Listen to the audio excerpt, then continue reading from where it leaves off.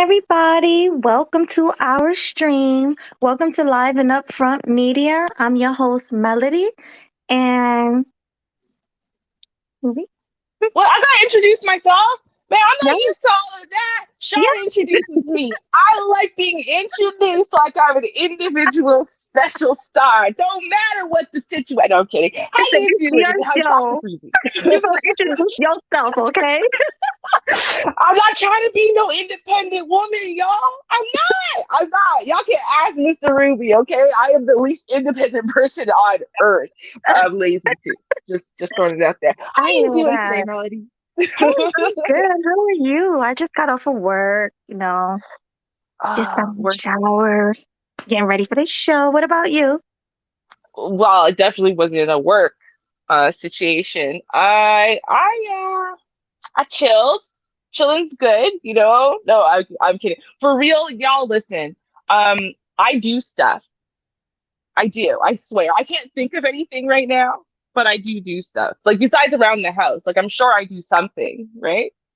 I do stuff on Mhm. the internet. There you go. See, I was productive. I prepared our show tape. That's what I did, Melody. If y'all notice, there's a counter now in the intro. I did that. See? Yes, she did. She did it, and I love it. I mean, she's a big help with, the production for the show. That's something I lacked in, but that's something she's, good at. So, with that Hmm, being thank said, we're you. really good with our show, right, Ruby? Oh, absolutely. Listen, y'all, for once, we are actually going to start engaging in, the kind of end result dream that we really wanted, right? So we got a little more structure. We got some segments. It's going to be cool. I'm very Oh, God. excited. Me too. You guys are gonna love it, and it's only gonna get better and better over time. Just give us Mhm, some time. We're kind of new at this whole group thing. Just give us some time. I mhm. promise you, we'll have it. It's gonna be perfect. It's going to be amazing. And we're already starting today. So y'all better be ready for this one. Okay. We got a bunch of great subjects coming up for y'all. Oh, So I think you're going to really absolutely. enjoy today. Definitely. Yeah. So Mhm. we might as well get started now.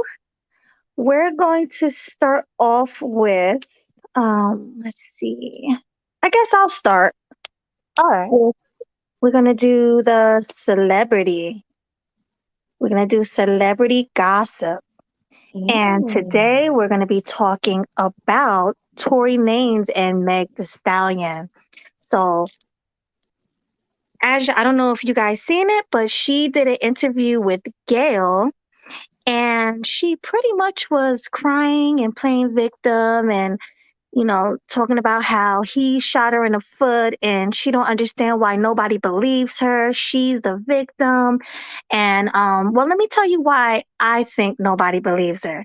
I think nobody believed her because she lied from the door. When the cops came, she told the cops that she stepped on glass, Mhm. right? And then when she Mhm. went to the hospital, they said there were bullet fragments. But why didn't she tell them that in the first place? Well, she said the only reason why she didn't come right out with it is because she was afraid that she was going to get shot by the police because the whole George Floyd thing just happened. And she didn't want to get caught up in that situation.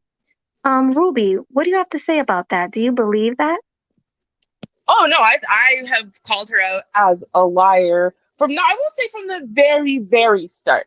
Um, but my issue came when she said she got shot. I listened to her first sob video. She went on and on about being shot.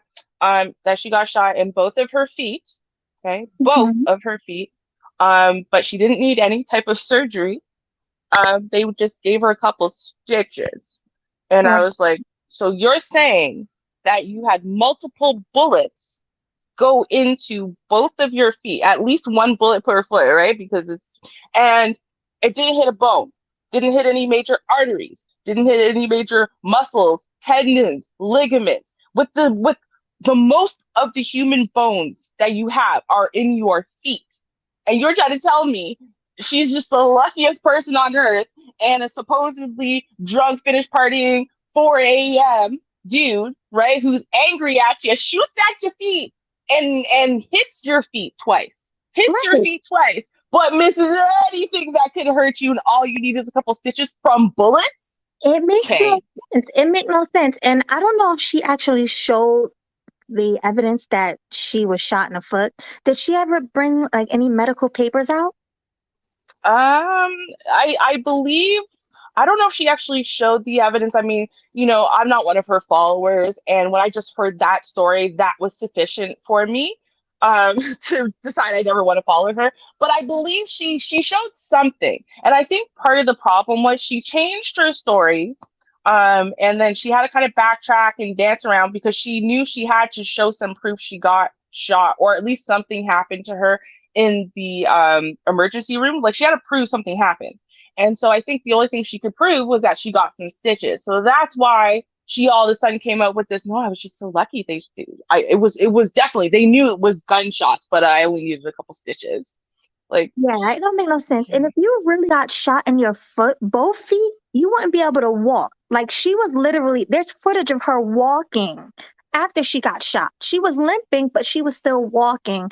It's just a lot of stuff that don't make sense. So I can definitely understand why nobody believes her.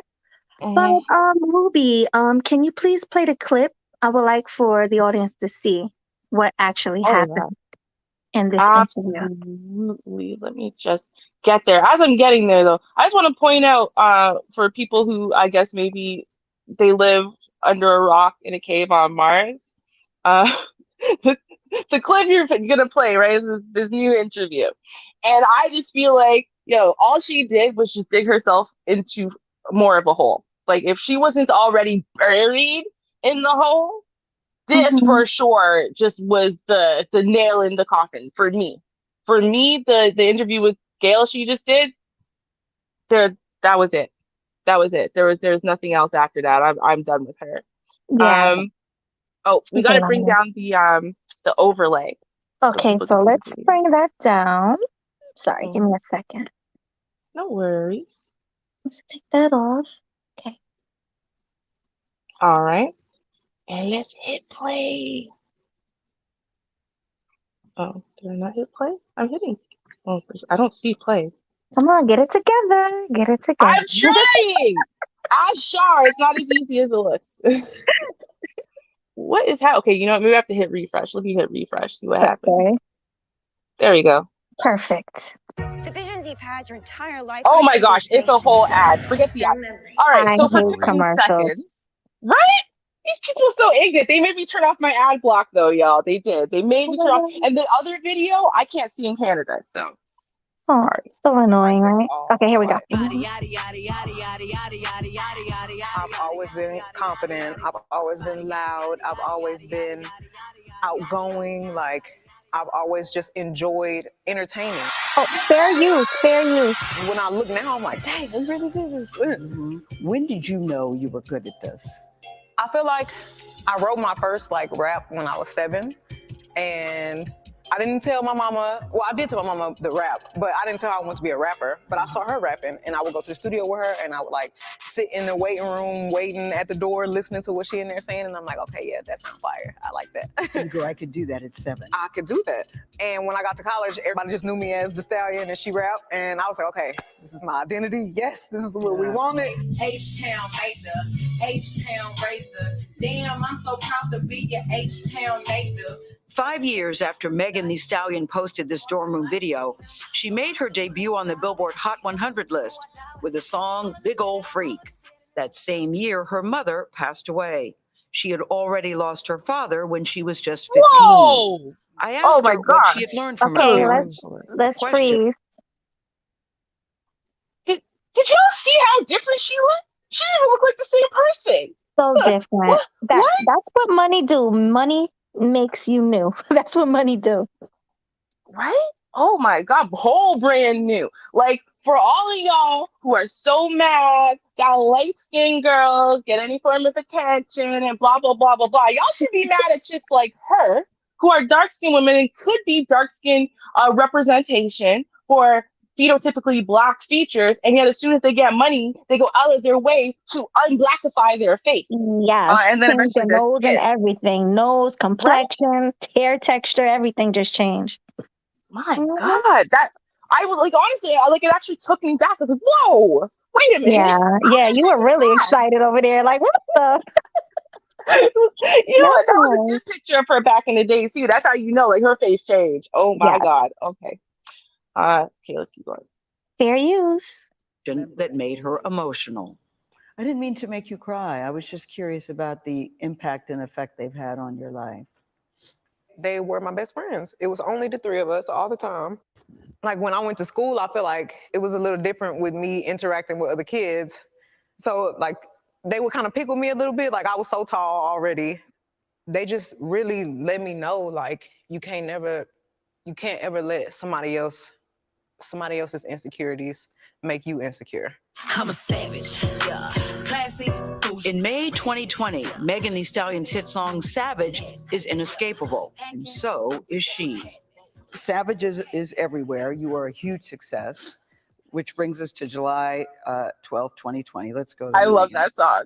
So Yes. That night changed everything for you. That was the Rapper best Tory one. Lanez has been charged with Mhm. shooting artist Megan Thee Stallion during an argument. Megan Thee Stallion hit by multiple gunshots. There was an argument in the car.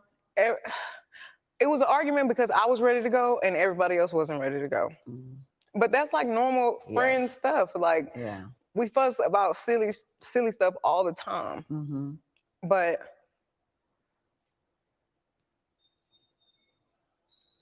I never put my hands on anybody. I never raised my voice too loud. Like this was one of them times where it was like, it shouldn't have got this crazy. It shouldn't have escalated to the Right. way that it did. Can you just briefly walk us through what happened that night? It starts you're at a party at Kylie Jenner's house. I had went there and we were just hanging out and I was ready to go because I had been there all day. So you guys end up in a car. You, Tory Lanez, your friend at the time, Kelsey, and his driver / security. Tory Lanez, whose real name is Daystar Peterson, is a Grammy-nominated rapper and singer from Canada. Kelsey Harris was one of Megan Thee Stallion's best friends from Houston. There was an argument and you get out of the car, right? At that point, the argument wasn't even with me. Like the argument was with the two people in the back seat.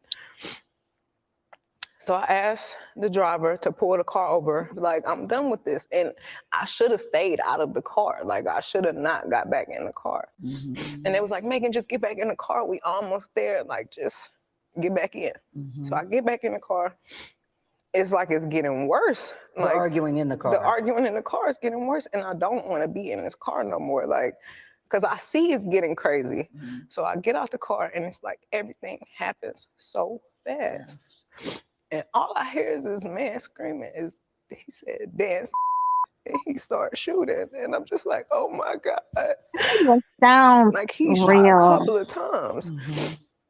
nope. I So was is so he scared. in the car shooting?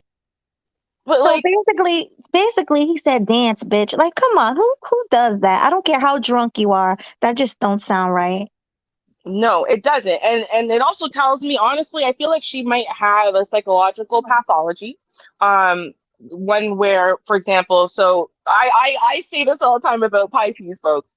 They have revisionist history syndrome, whereby when they think of an event, even if it's immediately afterwards, their brains kind of rephrase the event so that way they aren't culpable. They're not at fault. Right. But, you know, I'm teasing about it, but it, you know, kind of serious. But that's what it seems like, because listen to what she's saying. So she said that she was arguing because she wanted to go and no one else wanted to go. But now they're in the car and they're going. So she got her way. And the fight has Right. nothing to do with her. Nothing to do with her at this point. So, Right. right, she just wanted to get out of the car for no reason at all. But she wasn't fighting with nobody. And then she got back in the car. And then she still wasn't fighting with nobody. Everyone else is fighting but her. She was just sitting there minding her business, Her business. getting a little bit scared like a victim. And she Right. got shot. Like, what? Right. And then he says, dance, dance to her, and shoots her in the feet. Yeah, no, that don't sound right. And like the village arsonist said, no tears at all.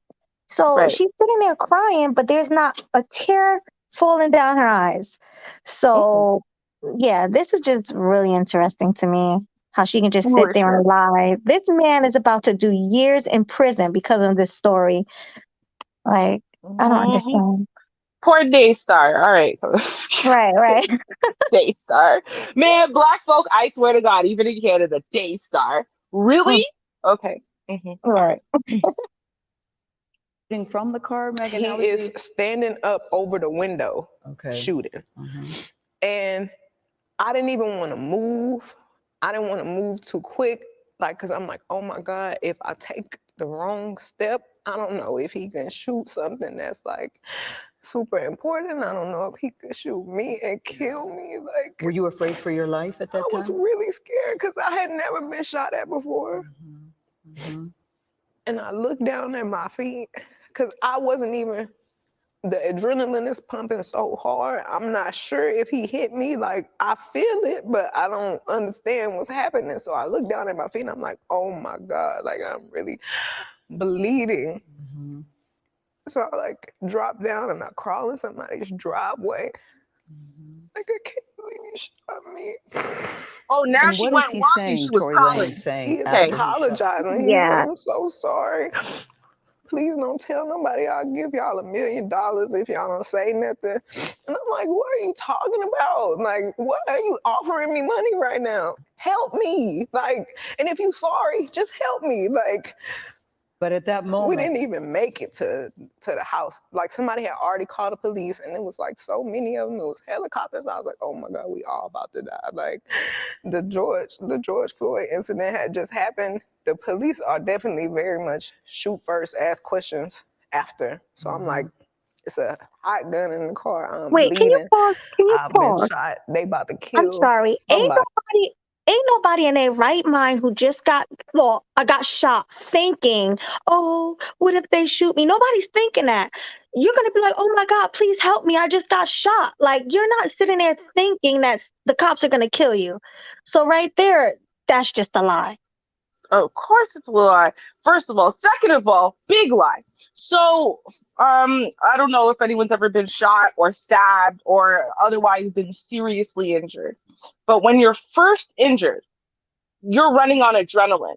And the pain hasn't kicked in yet, which means you're more likely to be able to walk on your shot up feet or your broken leg or whatever Right. immediately after it happens.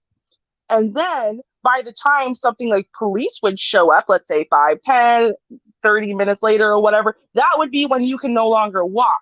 So what I want to know is, why is it that immediately after being shot, you on the ground crawling and you can't walk no more? You don't know what happened.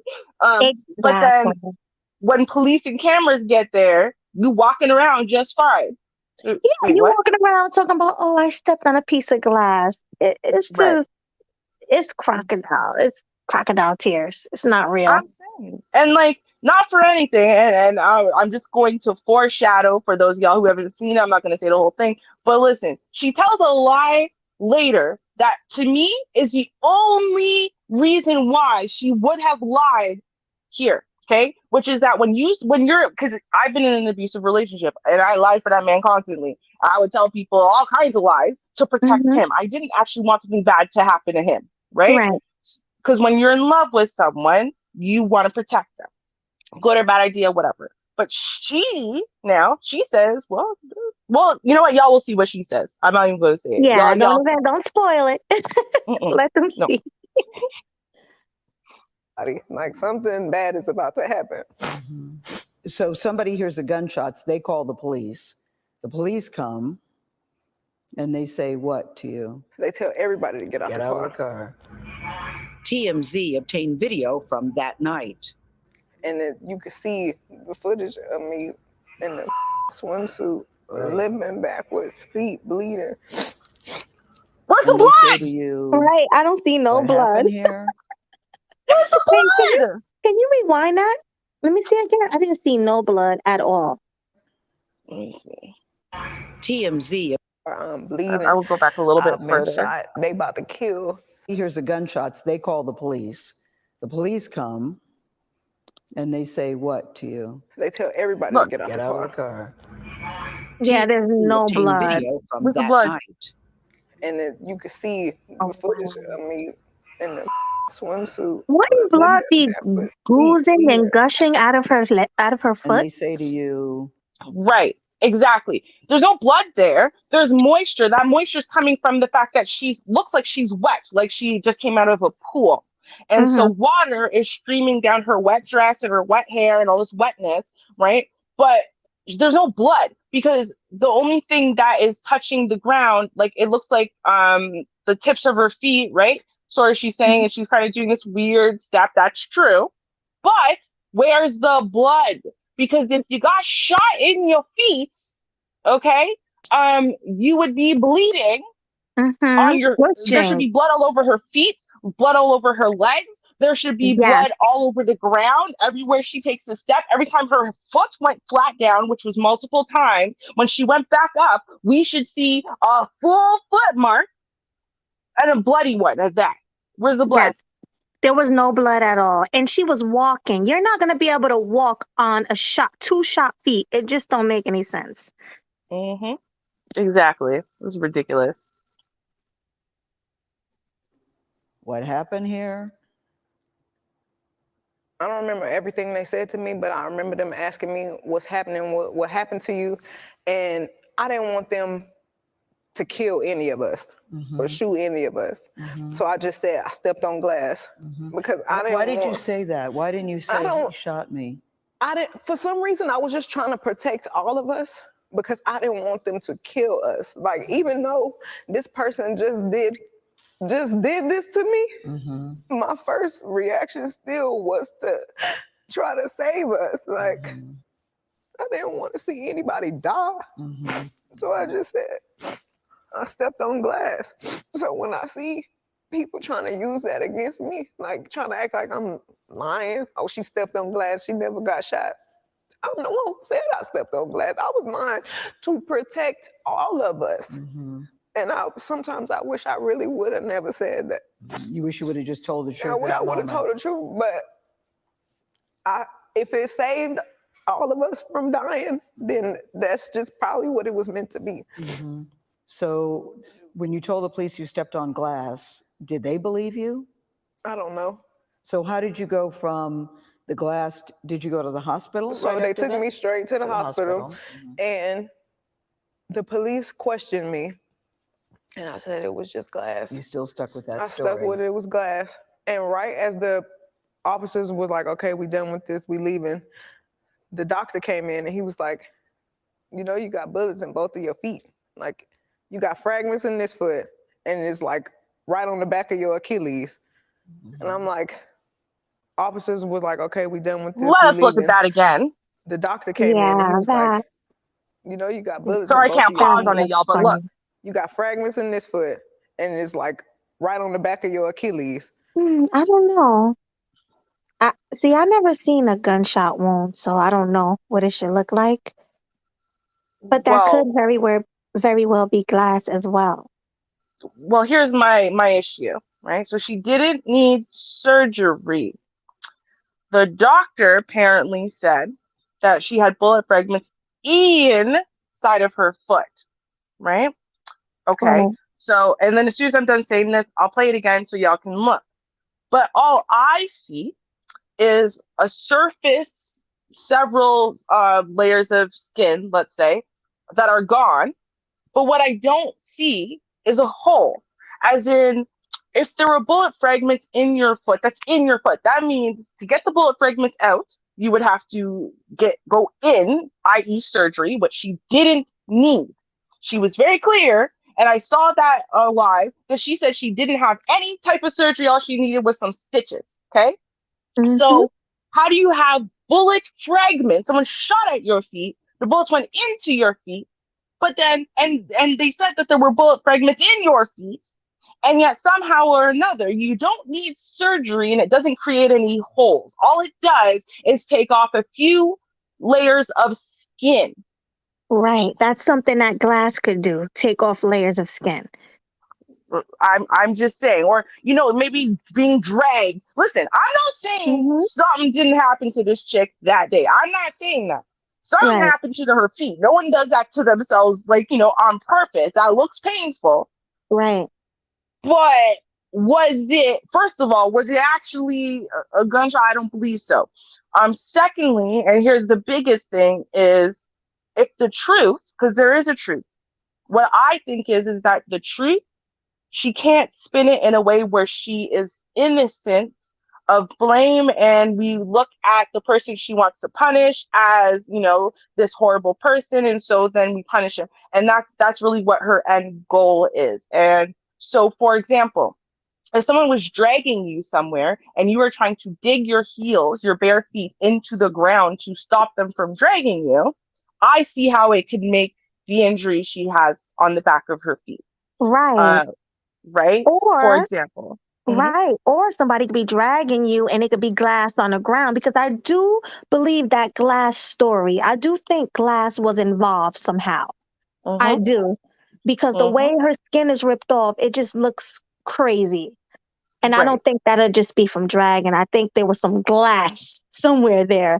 But were there any other people who heard this gunshot besides the people that were there? Were there witnesses? I don't know. I mean, did anyone even initially hear a gunshot? I mean, is that what they showed up for the gunshots? I know Tory was originally arrested for possession, but not really for using the gun in any way. So I think that's weird. Sense. See, I think I'm going to tell y'all the story I created in my head based on the fact that if someone was going to, say, drag you against your will and you were scared for your life, so they're dragging you by your hair and they were assaulting, you're still an innocent victim there, right? So you would tell people that truth. So I think the way I see it, I think she was dragged, her feet were dragged, and I do think it was across the pavement. Maybe there was a couple pieces of glass, but overall I think it was across the pavement. Now, I'm going to tell you what I think happened. I think Tory, who I think she was in a relationship with, was going to leave. She didn't want him to leave. And she grabbed onto the back of the car, the vehicle, and he kept driving, and she was trying to stop the car from moving, which then, as she's holding onto the car, trying to dig her little bare feet in with her drunk, ridiculous self, and then the car starts moving and it rips the skin off the back of her heels. That's what I think happened. That's a pretty good story. Those wounds do look like that. Or let me see what else. Maybe she assaulted him and they got into a fight, and he dragged her by the hair and there was glass on the ground and it cut her feet. That could have happened. Or I'm trying to think. I don't know. He definitely did. I think he definitely had something to do with those wounds. But the gunshots is just not making sense. No, it's not. And I'm going to show you when we replay it, y'all look, because you're going to see why I think it's not glass. Glass slices. It makes very precise slices, straight lines, stuff like that. And the skin, it looks very jagged to me, which would suggest it wasn't a sharp object. It's something more, blunt, shall we say. Like, for example, the way that cement or something rough like that would tear at your skin. That's why I feel like it's not glass, just because I feel like it's just so kind of jaggedy. But y'all decide, and we'll keep going after that. But y'all decide. I'm going to rewind it. Before you rewind it, let me say hi to the chat. Hey, GMT, Golden Goddess. I'm happy to see you guys here. Lando, thanks for coming. Aaron B, D-Mac the Trucker, Kevin Murray. Welcome. Okay. Don Teasy. When my day was, he's here too. You say Aaron B, because Aaron B shouted us out over, well, so you, I don't know if you shouted me out too, but you shouted one of us or both of us out on Lapeef, I think he said. So we might see some new faces. Thank you. So that's cool. That is really cool. Appreciate that. Right? Chris G, Kane the God, Jay Locke, No Country for Old Sims, the Daisy. Man, a lot of y'all came in while we weren't looking, so thank you very much for supporting us, guys. We appreciate it. Lando, I've known from day one, literally, of coming into this space too. Such a sweetheart. I love Lando. He's awesome. He's always been nice to me. And then you have what's his name? What his name? Kurt Chris the God? Kurt, thank you. Kurt Chris the God. I'm sorry. Thank you. I just butchered his name. But I appreciate the support. We appreciate the support. Thank you. Absolutely. All right. Now, y'all look for these jagged edges. Medical report that says that there were that you had been shot. Mhm. And with that I story. stuck with it. It was glass. And right as the officers was like, you know, you got bullets in both of your feet. Like, you got fragments in this foot. Just And it's like jagged. right Like, on the look. back of your Achilles. Yeah, that's not And I'm like, bullets. Yeah, see? There is a medical report that What says that kind there of were gun did that? that you had been shot. mhm. And the medical report also says that to this day, you still have It's still bullet fragments in your my foot. feet. And there are still many people, as we sit here today, Megan, that don't even believe you were shot. There is. If there was really a report, right? Where was this report before the court case started? Because I'm just saying, she did not have that report. She did not. And now the bullet fragments are so small, they're irretrievable in a foot that has no holes in it. Yeah. Okay. Really? Well, GMT said you can't dispute a medical report. Well, actually, Meg Thee Stallion have enough money to pay to get what she wants. She could have paid a doctor to make up that medical report. So actually, you could dispute it. Football players do it Honestly. all the time, right? Football players Right. have a team doctor and then there's normal doctors. And a normal doctor might say, sorry, sir, there's no way you can play on that knee. There's no way you can play after that concussion and whatever. And the team doctor goes, we need you out there, son. So you're good to go. Short of you currently vomiting blood or, falling over when you try to walk, we're clearing you. There was no evidence of traumatic brain injury, right? I mean, you see it all the time. Big stars, Michael Jackson, and what's that stuff called? Milk, right? His demise. I mean, if you think about it, yeah, no, actually, you can absolutely argue with the medical reports, especially when you're talking about rich folk, especially when these reports magically surface a long time after, this has been litigated in social media, shall we say, because she had no problem showing evidence of all kinds of other stuff, right? No problem. Where was this report? It wasn't there initially. So, just saying. She might have paid for that. You never know. Wait, hold on.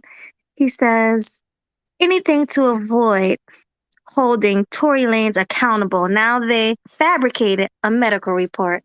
Well, hey, you never know. We're saying allegedly. I mean, we don't know if this is true or not. Everything we're saying is alleged, right? I mean, we don't know. But to be honest with you, and I guess part of the thing is this, right?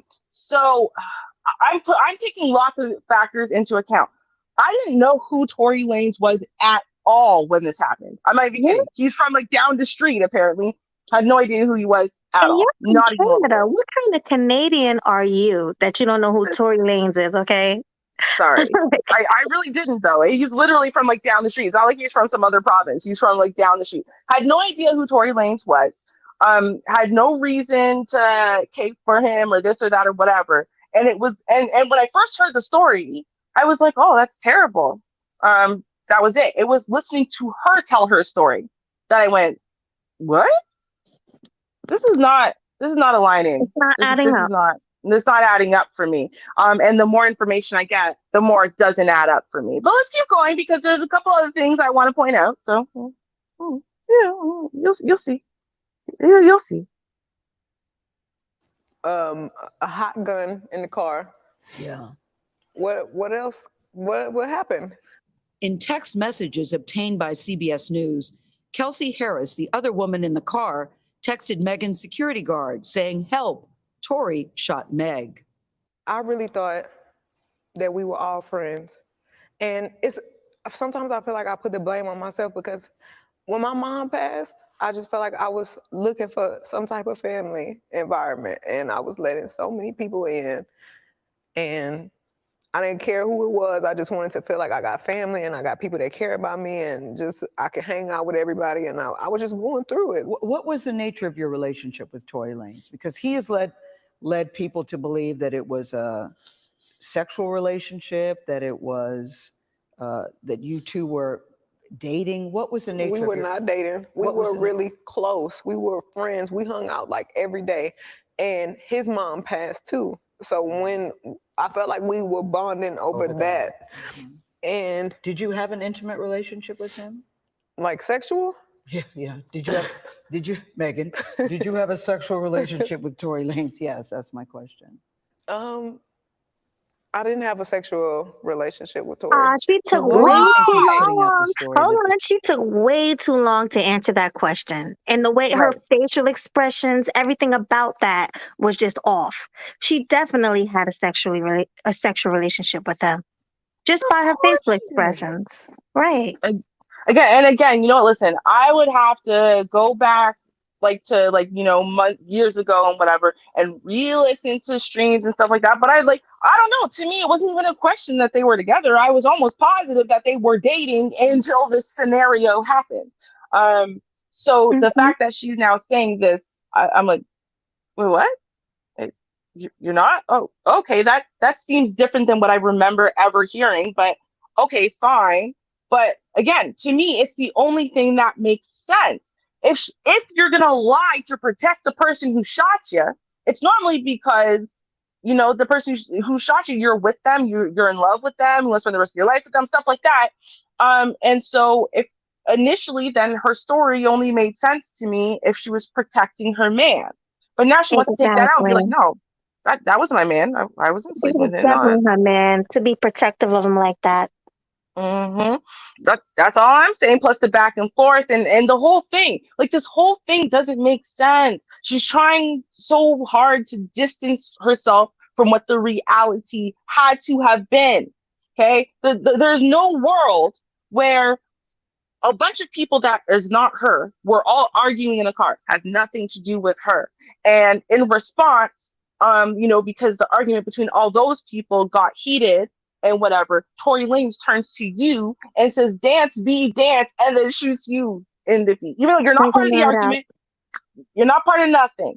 And on top of that, you're not dating. There's no special relationship between y'all, right? But he just decided to target you, right? You're not the one he's mad at. He has no emotional investment relationship in you. You did absolutely nothing wrong. You weren't part of any argument at all. You were just an innocent bystander sitting in the car, minding your own business. Like that is what she wants people to Listen, believe. she Now, is come no on. angel. She is not innocent. I believe she might have started the whole thing, and that was the end result. Her having her feet ripped or whatever she did, but it wasn't no bullet wound. No, Definitely. no, definitely not. Anyone can Definitely. see that. Like anyone with eyes can see that. Mm-hmm. Right? I mean, it doesn't take a rocket scientist. Let's just put it that way. It really At doesn't. all. You don't have to be Mm-mm. smart.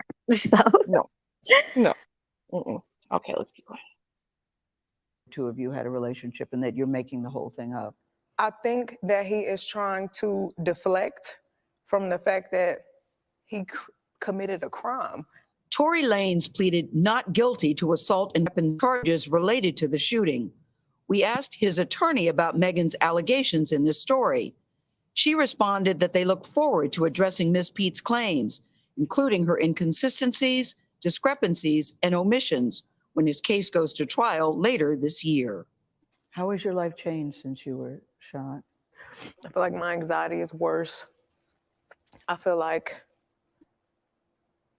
my relationship with people it's gotten very cold because I'm not as trusting as I used to be. I was going to ask you, is it hard for you to trust people? Like, I've got this wall and I don't want to make any friends, and I'm trying to be as nice as I can to everybody. New people, I probably don't even hold a conversation longer than 30 minutes because I feel like every time I'm talking, I'm like on the verge of tears and I don't want to have to explain to strangers why I'm crying. Yeah. Half the time I just want to pick up the phone and call my mama and be like, what do I do? Like, it's too much. I feel crazy. I'm sad, and I feel like I have to hold it in because I have to be strong for so many people. What do you say to people that still don't believe that you were actually shot? I don't think any of this is for them. Like, it's for me. Like, I know this happened to me. Mm-hmm. And I'd rather it play out in court and the facts come out and everything comes out than me having to plead my case. And I'm a victim. Like, I'm the victim. Like, I'm not defending myself against anything. Like, something happened to me. And following a pretrial hearing earlier this month, Tory Lanez was taken into custody and later released on bail. A judge ruled that he had violated protective orders, including one that prevents him from sharing information obtained through the criminal proceedings. An attorney for the other friend in the car that night, her name is Kelsey Harris. He told CBS News, "My client is a private person. Pay attention. Does not wish to make a public statement at this time," and added, "I can assure you that my client has not been paid a dime by any party involved to remain silent, as suggested in social media posts." We also reached out to the Los Angeles County District Attorney's Office about this case. They told us this: "We believe the evidence substantially supports the charges and allegations, that the evidence will be borne out in court." Okay, so go ahead. I was going to say, unfortunately, that clip didn't show the part where they talk about Kelsey. And so I'm going to just have to show the text message separately, because they're saying, oh, this is the big smoking gun. Here's the evidence that, other people are aware Tory shot Meg on that day. Right. And y'all just got to know. Y'all got to know that it's so fraudulent. It's terrible. So here's the thing. So everyone sees, right? So July 12th says 2020, right? And it says 7:27 a.m. And it says, help! Tory shot Meg! Help! 7:27 a.m. on Sunday, July 12th. So that would seem to line up, right? That's very late Saturday night, early Sunday morning, right? And Kelsey saying, help! Tory shot Meg! Help! Right? Well, here's the problem. Here's the problem, y'all. The police show up, and y'all could look at any of the day one reports at 4:30 a.m. 4:30 a.m. So explain to me how 3 hours after the police show up, right? After 3 hours after the police arrest Tory, explain to me how 3 hours after that is when Kelsey's running around going, help! Tory shot Meg, help, guys, help! Explain. It don't make any sense. It doesn't add up. The time is off. It was obviously staged. Yeah, I don't think she's gonna win at all in court, honestly. I mean, even though a lot of Black women have won cases because of their crocodile tears, and the judge always feels bad for them, so they want to lock a Black man up. That happens all the time. I just really hope that it doesn't happen this time, because he really don't deserve that. And I'm not sitting here saying that he's innocent, because something happened that night, like you and I both are saying he did something, but he should not get locked up for shooting that woman, because that's fibs. I don't believe that at all. That's straight cap. Nope. See, here's the thing. In my opinion, this is just my opinion. Again, it's all alleged. I don't know, right? I wasn't there, but I'm gonna tell y'all how I read this one, okay? And the way that it just screams to me is that Meg feels disrespected, hurt, upset, insulted, betrayed, in essence, right? And when they say, the woman scorned and all that, right? So whatever Tory did do, maybe he hit it and quit it. He was designed to ghost her, he disrespected her, he put her information out there. Whatever he actually did to her, I think it was like because I understand this as a woman. Sometimes it's like someone hurts you so bad, a man hurts you so bad emotionally, and you have no reprisal. There's nothing you can really do to get back at him. And even though it's like demolishing you, it's not a crime. Right. So there's nothing you can do. And this is where women get petty and vindictive and mean and evil sometimes. And so, and this is where, now you put in my part of the story where it's like, no, he decided, he's like, I'm out, forget this loser. And she was trying to prevent him from driving away. This is where her heels got injured in and of itself. And then, the police show up and he gets arrested for possession of the gun. And while they're sitting there, they concoct this plan. First of all, they concoct. I'm sorry. I'm sorry. Go ahead. Oh yeah, almost. Right? So they concoct this plan. They concoct a plan to try to take the facts already in evidence, her injured heels and so on and so forth, and spin a story so that way there's no way he could come out and tell the truth about what really happened without just making it look like, he's being vindictive now, or he's attacking a victim, or so on and so forth. And also, this is a plan that is going to really punish him hard, that he can't just buy his way out of. And so they come up with this plan, and by 7:30, they're already enacting little pieces of it, including the text message that they have sent out. That's what I think happened. Right. So people in the chat are asking me, why did I hide Randy? Randy has been harassing me for years. I had to block him from my Instagram. I had to block him from my Facebook. I had to block him from my YouTube several times. He keep making channels, following me, and he's like stalking me. So yeah, I hide him every time I see him. And if you guys see him in my chat, please hide him as well. Thank you. That's kind of Yeah, for creepy. like 2 years, Mr. Know-It-All. For like 2 years, he's been stalking me. So please keep him out of my chat. Thank you. Oh, that's creepy. Okay. Yeah, So, he's crazy. so we'll move on to non creepy people. Oh yeah, you were gonna read Life of Grandmaster Troll's comment, right? Yeah. So GMT says the only question that should be asked is, did Tory Lanez shoot a gun, and did the bullet or bullet fragments hit Meg? Meg, based on the evidence, the answer is yes. I don't know. I don't know, I GMT. disagree. I disagree with you. And I love you, GMT, but I have to disagree with that one. It just don't add up. Nope. Especially that last evidence with the time period not adding up, with her friend saying, help, help. Like, it doesn't add up. Plus the crocodile tears. I didn't see not one tear fall down her eyes. Right. So, someone shot you. You were scared for your life multiple times. You were like, from multiple different ways, and not one tear, not one nothing. Your makeup, because you can see, like, when tears run down foundation, you can actually see it. Even if you were to try to dry it off, you still see like a wet line afterwards. So, right. Nothing.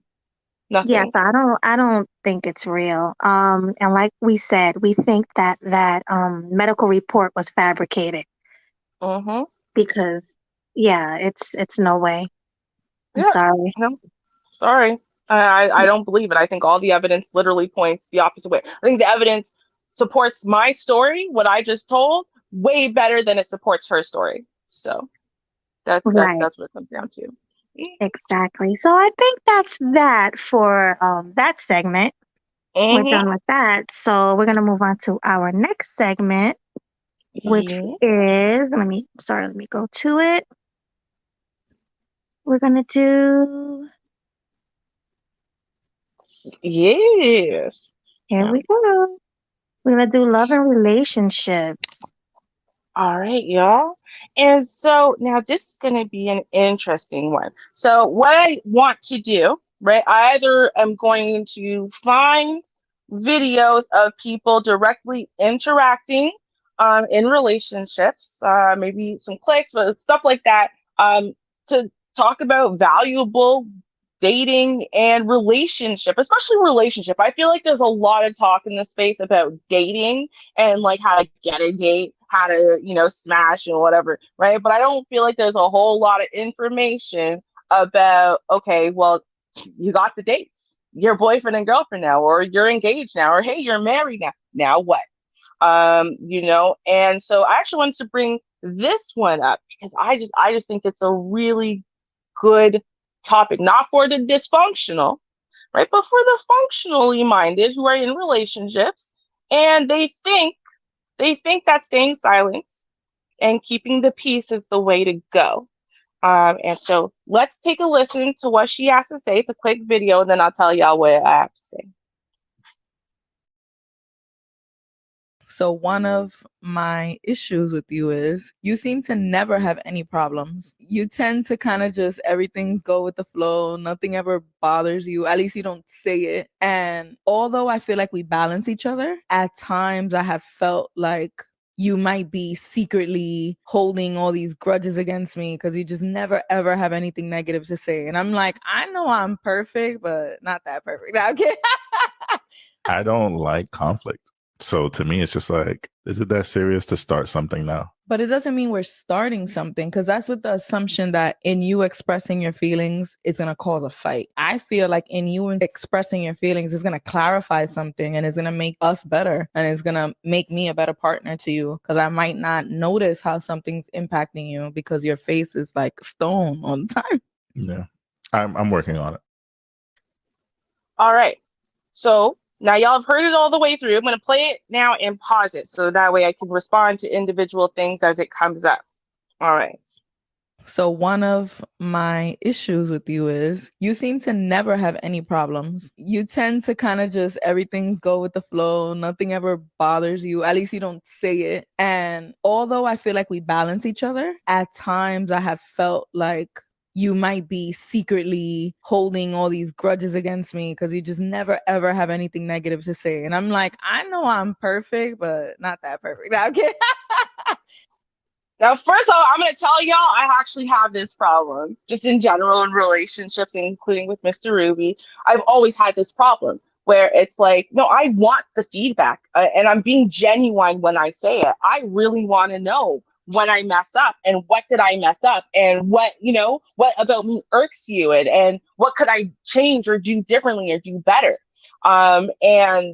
It's like there are, and I think part of the issue is, I mean, sure, you've got some men who are just conflict avoidant, right? That's a whole thing where they're seriously scared of conflict. And so therefore they would rather do anything than invite conflict.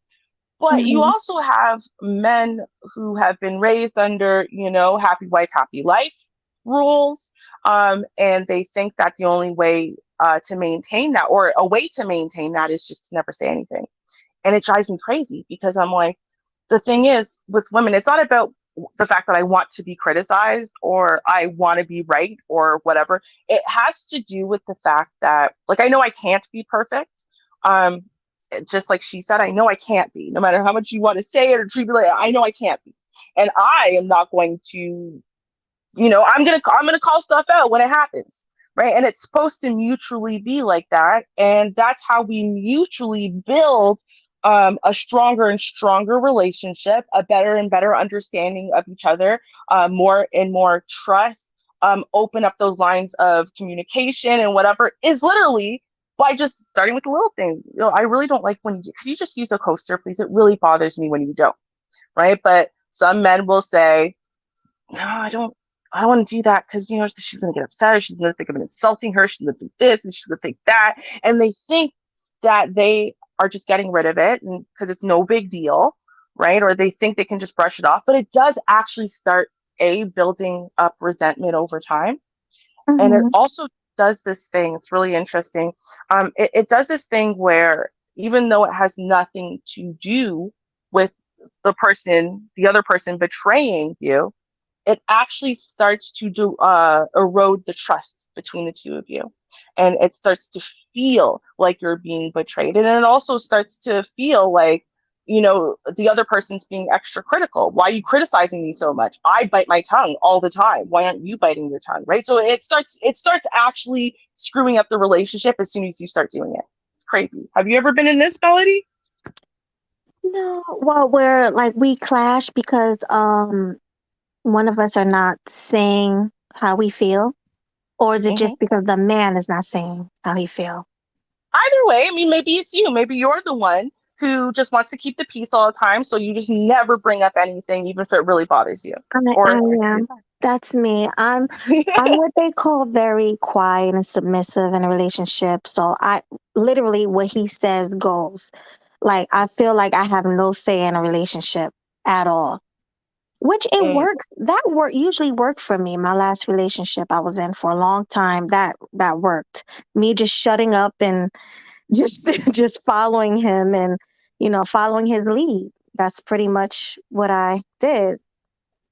So well, and it makes total sense. And I understand for women especially, it's a difficult subject, especially if you're more traditionally minded, right? Because how do you balance voicing, things that you don't like, or, your wants and needs above what he thinks of and whatever, without, kind of damaging that submission leadership relationship. But you have to remember something really important, right? Is that someone can't properly lead or protect or provide for you if you Mhm. aren't communicating with them, right? So you don't have to be argumentative. You don't have to be disrespectful, and also remember, you have a woman's brain. So women are literally built to notice and to care about things differently than men are, right? So why do Absolutely. men, right? If you think about, why would a man really need a woman at all if it wasn't for the fact that she was going to maybe notice and point out and help him in ways that he wouldn't think of himself, right? And I Of think a course, lot of like the times. little things that need, I'm sorry to cut you off, but like the No, go little ahead. things that need a woman's touch, of course, I'll talk about that. But everything else, he can lead, he's the leader. I'll let him lead. What he says goes. And I'm happy with his decision. But like things that need woman's touch, yeah, I'm right there. I'm telling him, what he needs. Like, but as far as like the house, how the house looks and things like that, I usually give my opinion on that. But other things, it's all up to him.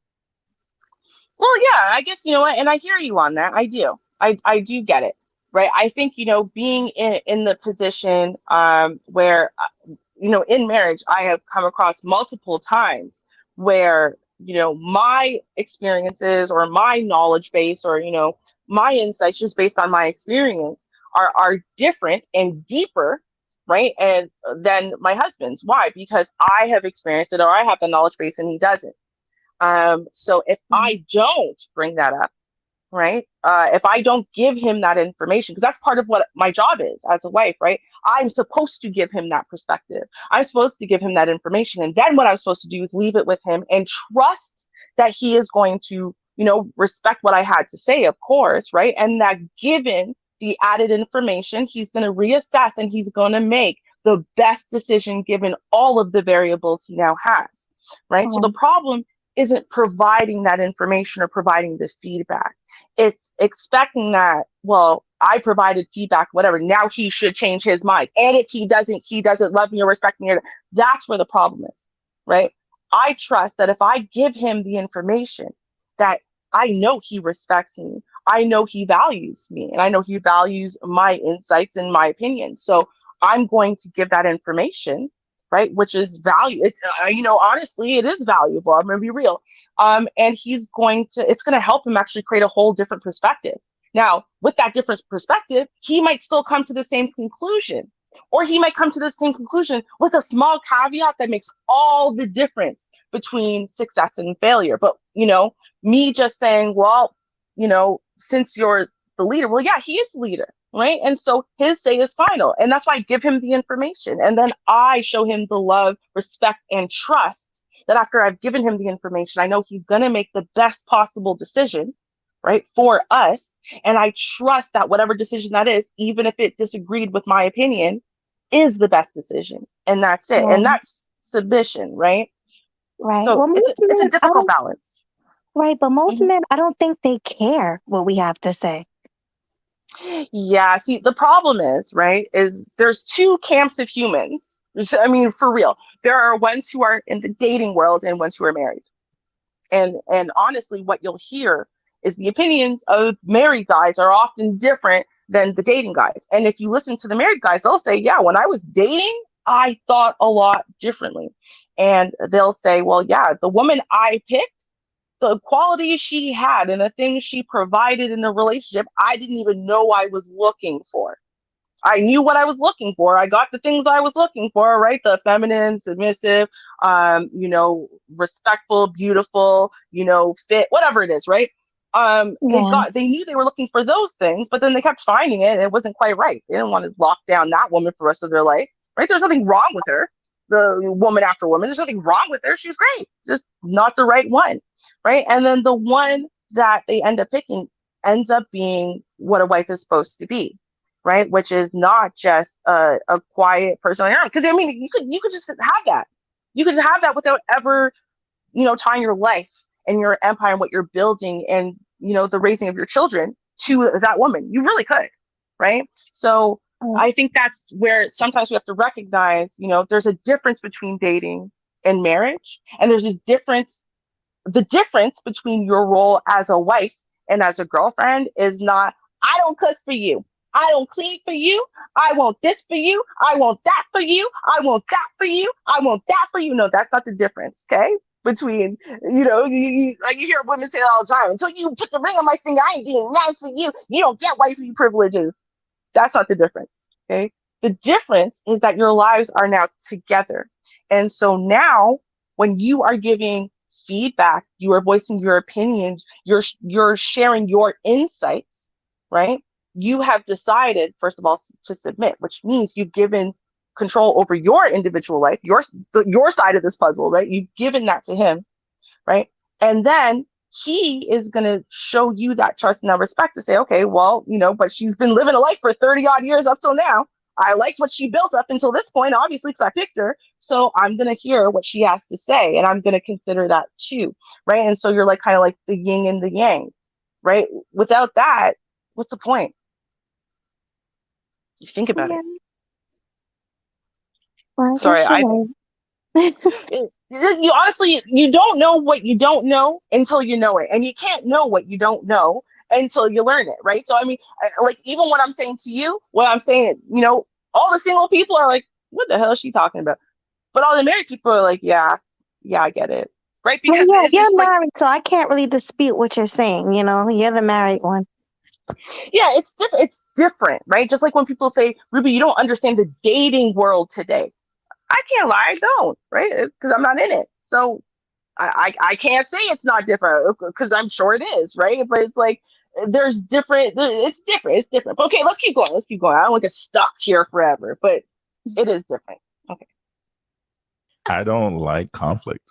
So to me, it's just like, is it that serious to start something now? But it doesn't mean we're starting something, because that's with the assumption that in you expressing your feelings, it's going to cause a fight. I feel like in you expressing your feelings is going to clarify something, and it's going to make us better, and it's going to make me a better partner to you, because I might not notice how something's impacting you because your face is like stone all the time.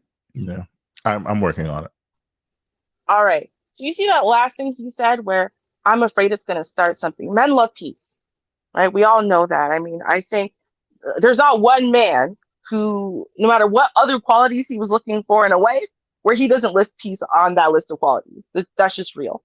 Men love peace, right? And so a lot of men, unfortunately, have been taught, and that's a lot either through, someone telling them or through experience with all of the wrong ones and, maybe some combative family members and whatever, that bringing up their thoughts, their feelings, their opinions, them actually stepping into the role of leader, which means sometimes you got to put your wife in her place. Sometimes you got to point out what she's doing wrong and what you need her to do differently, right? Sometimes that needs to happen because you're not being a leader otherwise, right?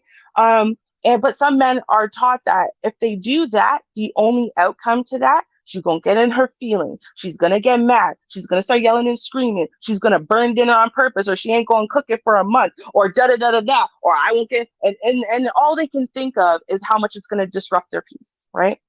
And so remember when I said, well, when men or women, honestly, when you're not voicing anything, you're just swallowing everything.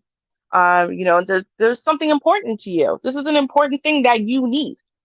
And you don't want to speak it to keep the peace. It actually ends up processing in your mind differently. It processes as, I can't trust you. Because that's really what he said, right? He said, I can't trust you. I can't trust that if I just tell you what I don't like about you or what I want you to change, I don't trust you to act right. That's what he said, right? And so in essence, their actual level of trust, their trust metric is really low, unfortunately, and it's also imbalanced. Whereas she trusts him more than he trusts her. That is actually a really good predictor of divorce. Just so we're all clear. And maybe I'll actually do like at some point I don't know about like today, but at some point I might do like a little seminar and introduce certain books and studies and people who actually do this for a living. So that way you can see like that trust metric is more important than almost any other factor because it already feels like betrayal. And so because it already feels like betrayal, you're a lot more likely to continue along the lines of betrayal. So it's a really good factor that leads to cheating, that leads to other types of betrayal, like kind of, spending money you shouldn't, or making decisions that are harmful to one another. And so ultimately, this is why it is actually really important, guys. And if you can't speak your piece to the woman that you're with, especially if you're in the dating world and you can't speak your mind, gentlemen, right? Or ladies, for that matter, you speak your mind and it's a whole all-out war and he's yelling and screaming and he's insulted or he walks away from you. You can't even say nothing. You're not being disrespectful. You're just giving your opinion. And then you let him know, no, babe, but I trust you. Whatever you want to do. I just wanted to let you know something I know that maybe you didn't know. That was it. Because I'm here to support you, right? I'm a support system. I help you, right? And so sometimes that help is going to be information. I got the information. Here you go. And he freaks out into, guys, that is not a healthy relationship. You do not want to move forward. You don't at all. Right. Mm-hmm. Well, Now, what do you think, Melody? no, I mean, I told you what I think. I don't like conflict. So Mhm. I'm the type of woman, even when I'm married, I've never been married, but even when I'm married, I'm just going to let him make all the decisions because usually a man wants to make all the decisions and he wants his lady to follow. That's what I was taught. I mean, I'm going to have my own mind and I'm going to think my own thoughts, but if my husband say this is how it's going to be, this is how it's going to be. I'm not going to sit there and be combative and argue and I'm going to say, okay, babe, whatever you want. And I'm going to put my trust in him. I'm going to trust him and enough to know, I'm going to trust him enough to know that he's making the right decision. Even if I feel differently. I mean, that's just me. Oh, babe, I hear you. But all I can say is this. It comes down to that you can make the best decision given all of the facts that you have at your disposal, right? And at that time, it might be the wrong decision because you don't have all the facts. But if you have some facts that you can provide that he didn't have and you don't give them to him, right? Then in essence, you're actually failing in your role as a wife, right? And that just is, again, because it's not about being argumentative. I know, and this is part of the issue with conflict avoidant people. Is they're so afraid that it's going to turn into a conflict that they don't want to do anything to start it becoming a conflict. So it's just easier to say nothing at all, right? But it's like, no, your feedback, right? Respectful feedback, mind you, right? No disrespectful nonsense, but respectful feedback should not be a need for conflict, especially if you're not questioning him, his abilities, his integrity. You're saying, listen, hey, babe, I want to give you this. I know you're making a decision now. I just want to give you this information because it's more pieces to the puzzle. And the more pieces to the puzzle he has, the better the decision. I'll give him my opinion, but if he says no, this is what it is, then okay, this is what it is. Like I might say, hey babe, well maybe you should do this, this, and this. And he'd be like, no, this is what we're gonna do. And I'll be like, okay, babe, if I'm gonna trust you. I'm gonna trust you. And he says, it's my job to provide counsel. If I know he's making a mistake, I should speak up. Definitely, if it's something where I know he's definitely making a mistake, I will speak up. But I mean, decisions, like if it's a decision that he makes, it's going to be a decision that he makes. I'm going to say, okay, babe, you know what? This is what it is. Because he has the final say. He has the final say being the man of the house. Right. In my opinion. But you're not a child, right? You're not a child though, right? So unlike children who just exist, and then they just get told what's happening next and they just continue existing, right? Your job, right, is to be counsel, is to be a helpmeet, right? And so since you're a support system, part of your job is to feed him valuable information and valuable counsel so he can make better decisions, right? So he can make more informed decisions, not just for the present, but for the future. And that's the thing. Absolutely, you should respect, once you've given your opinion, once you've given your counsel, right? Once you've given all of the necessary stuff that you have to give, then you're supposed to leave it with him, right? And trust he's going to make the best decision possible. That's what you're supposed to do. That's what you're Right. supposed to Yeah, do. that's what I said I would do. I would, Yeah. I'm going to trust him. He's the man of the household. I'm going to trust what he's saying. I'm going to trust what he's telling me. Doesn't mean I'm a child or anything like that. I'm just putting my trust in my man. I mean, I don't Mhm. see anything wrong with that. No, that there's nothing wrong with that. That's exactly what I said at the beginning. But then you said, no, I'm not doing that. Like if it's a woman touch thing, yeah. But if it's anything else, whatever decision he makes is good with me. I ain't saying nothing. And that's where I'm like, no, but you're not supposed to do that, right? Because he's actually supposed to be inspired, right? Feminine inspiration is a real thing. Right. So he's supposed to be inspired by you, and he's supposed to grow in your presence, just by your presence, just by the state of you being there. But it's not literally like if you just stood there, look pretty, and sleep with them. That's not all it is. That's not all it is, right? Part of that is your counsel. Part of that is your feedback. Part of that is you giving him opportunity after opportunity to logically and reasonably consider another human being and not just what they had to say, right? But then they have to now make that into a decision, right? That's affecting today and tomorrow and the next 5 years and then the next 10 years. And it's going to benefit everybody, right? And they don't get the opportunity to do that if they're still making moves and still making decisions like they're bachelors, but they happen to have this woman who cooks and cleans and sleeps with them, right? Like there's more to it than that. And that growth can't happen like on its own. It happens from the experience. The problem is that a lot of times what you get these days are women who don't understand what that trust is, because submission is trust. And so if you're not giving 100% trust, that is to say, if I say this, if I say A and he still chooses B, right? Then I'm not in my feelings about it because I know he considered A, because I respect and trust the man that I am married to, right? So if he chose B anyway, then I know that it's because he actually considered A. He looked at all the variables and he still decided B is better. Or maybe he decided C is better. Either way, A still ain't better. That's okay. It's not my job to be right, right? It's my job to give him the information so he can be right. That's my job. Right. Well, everyone have different ways of living, I guess. That works for you, but it may not work for me. I don't know. We're just different. But yeah, you're right though. And some of the things you say, you're right. I just rather, like I said, let him make the decisions. I will give my feedback, but if what he says goes, he has the final word. And that's all I'm saying. We're gonna talk, of course, but if this is what he wanna do, then I'm all for it. I'm supportive of whatever he wants to do. And yeah, that is a fake I think that's the fake angry man. Yeah, I seen I have him. no I think that's idea. a troll. Yeah, but okay, so let's move on to the next topic, which is red pill. Okay, so with this topic, so let me ask you this.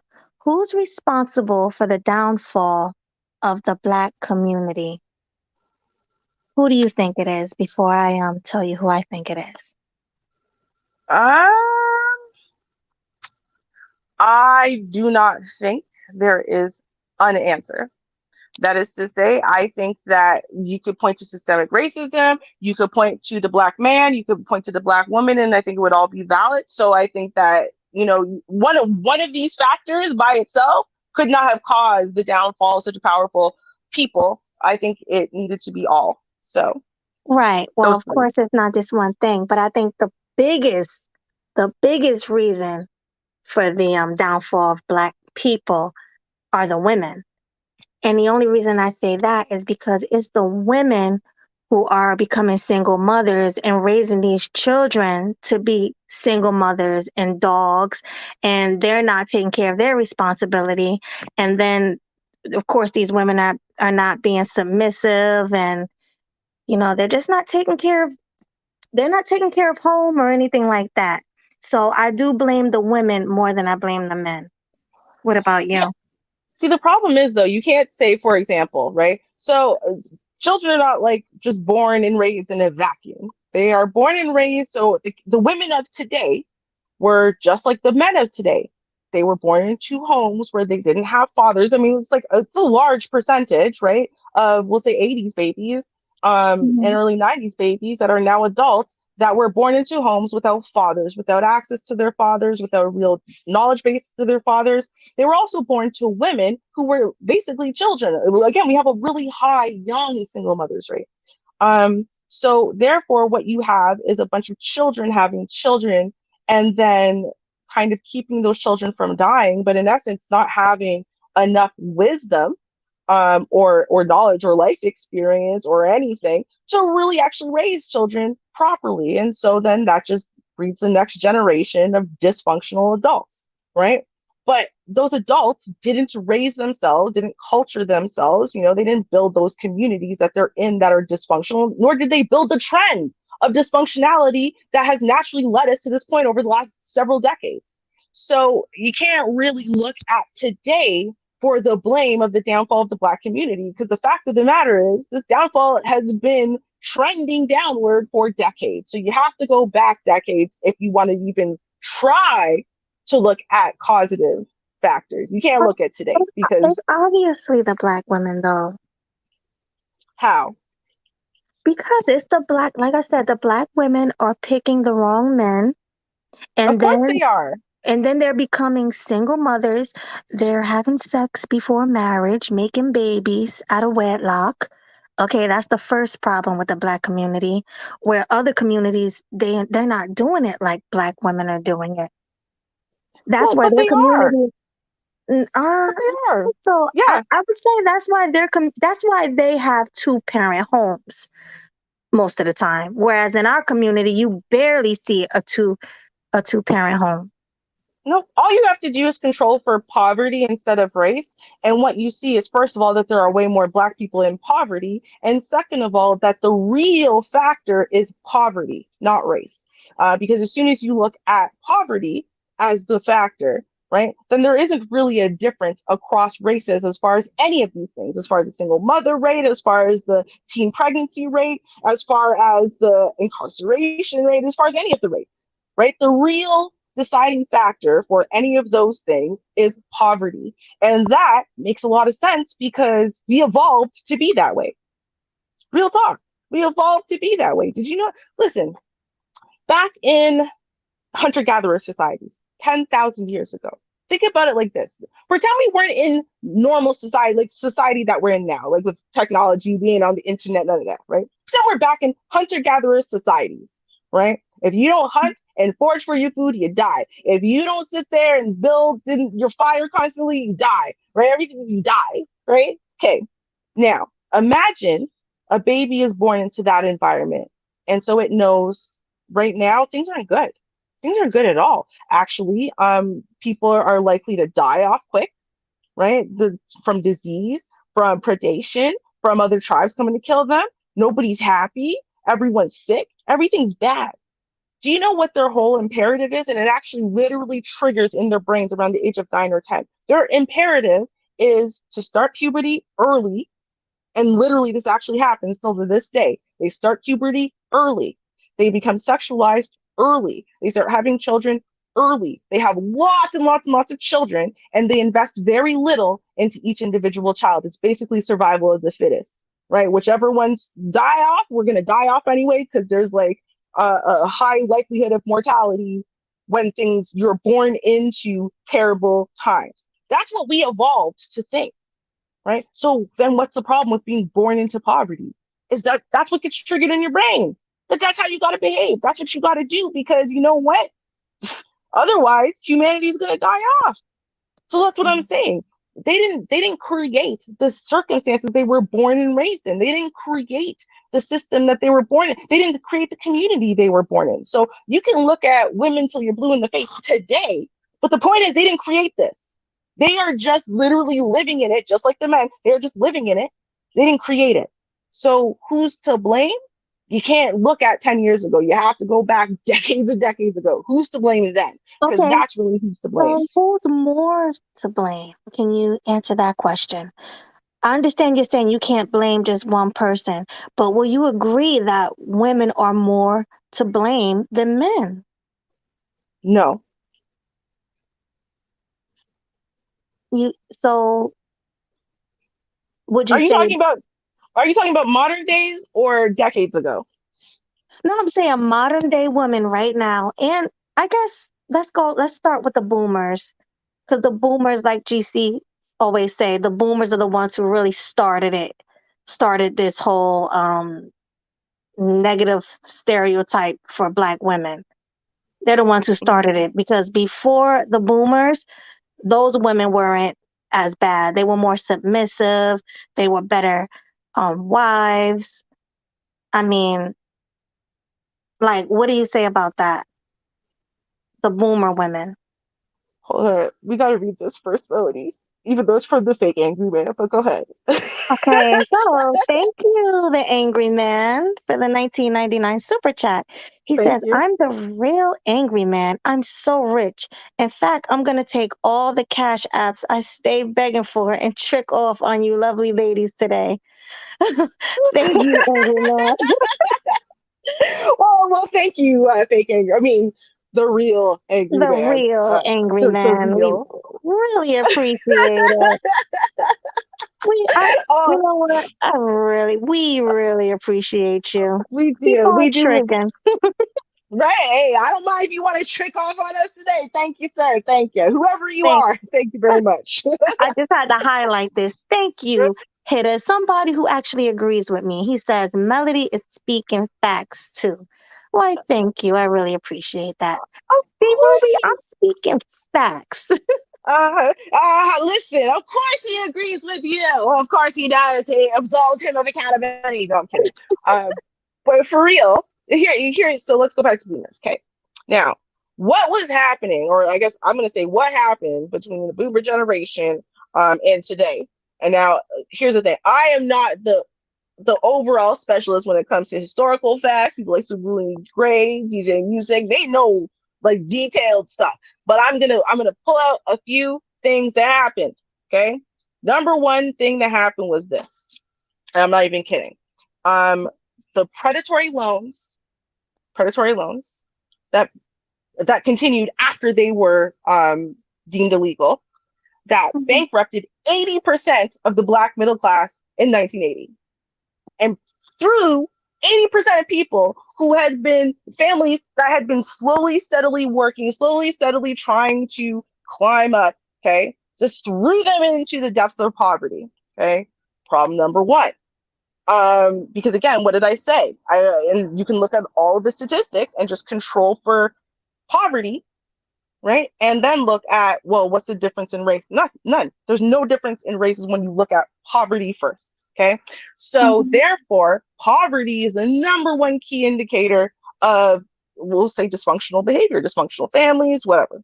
Okay, that's problem number one. Problem number two, well, you have a bunch of people who just got thrown into poverty after working really, really hard. The kids watched their parents get not only thrown into poverty, but the kids also watched their parents now starting back from scratch, having to live in basically, slums and stuff like that, and having to live so super poor when they know how hard their family had worked to get to where they were, just to have it basically stolen from them. And then what gets dropped into the neighborhoods? Guns and drugs. Okay, yeah. Did they choose to pick up the guns and drugs to make a quick buck? Absolutely. So But what impoverished people would have not chosen that? Everyone would have, of course. Okay, so then what's thing number three? Thing number three is the government. And what did the government do? Well, the government said, hey, listen, for you women, we're going to help you out, especially if you have a kid. We'll definitely help you out. All you got to do is sign up for this free money, and we're going to send you free money. Take care of your kid because we care.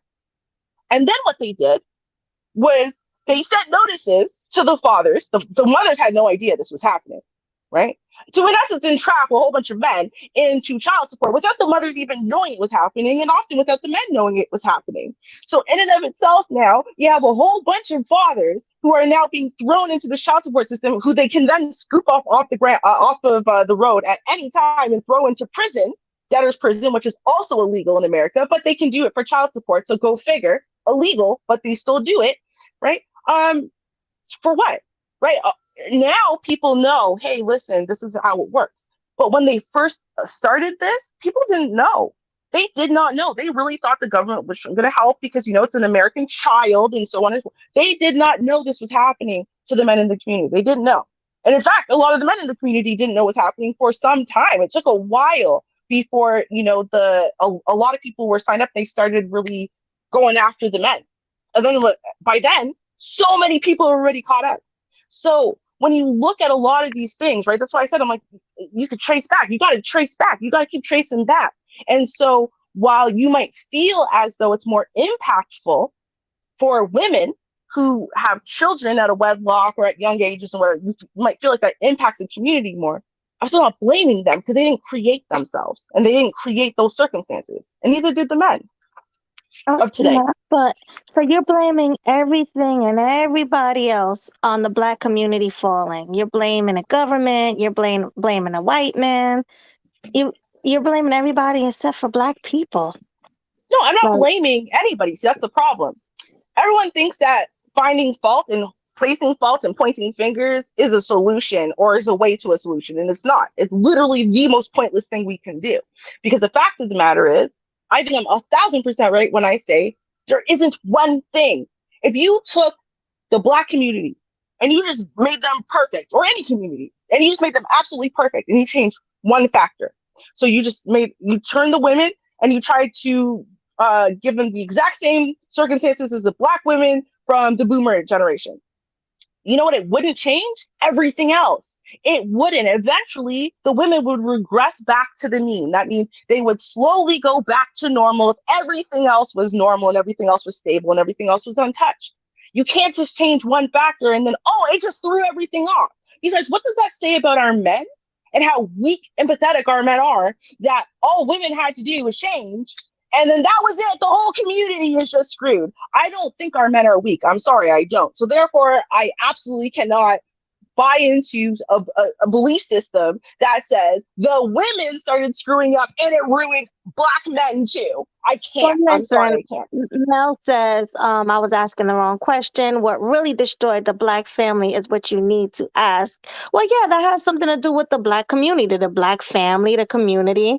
It all goes together. And Mel, I'm sure you agree with me that the Black woman has most of the blame. I'm not going to say all of the blame. I'm going to say most of the blame.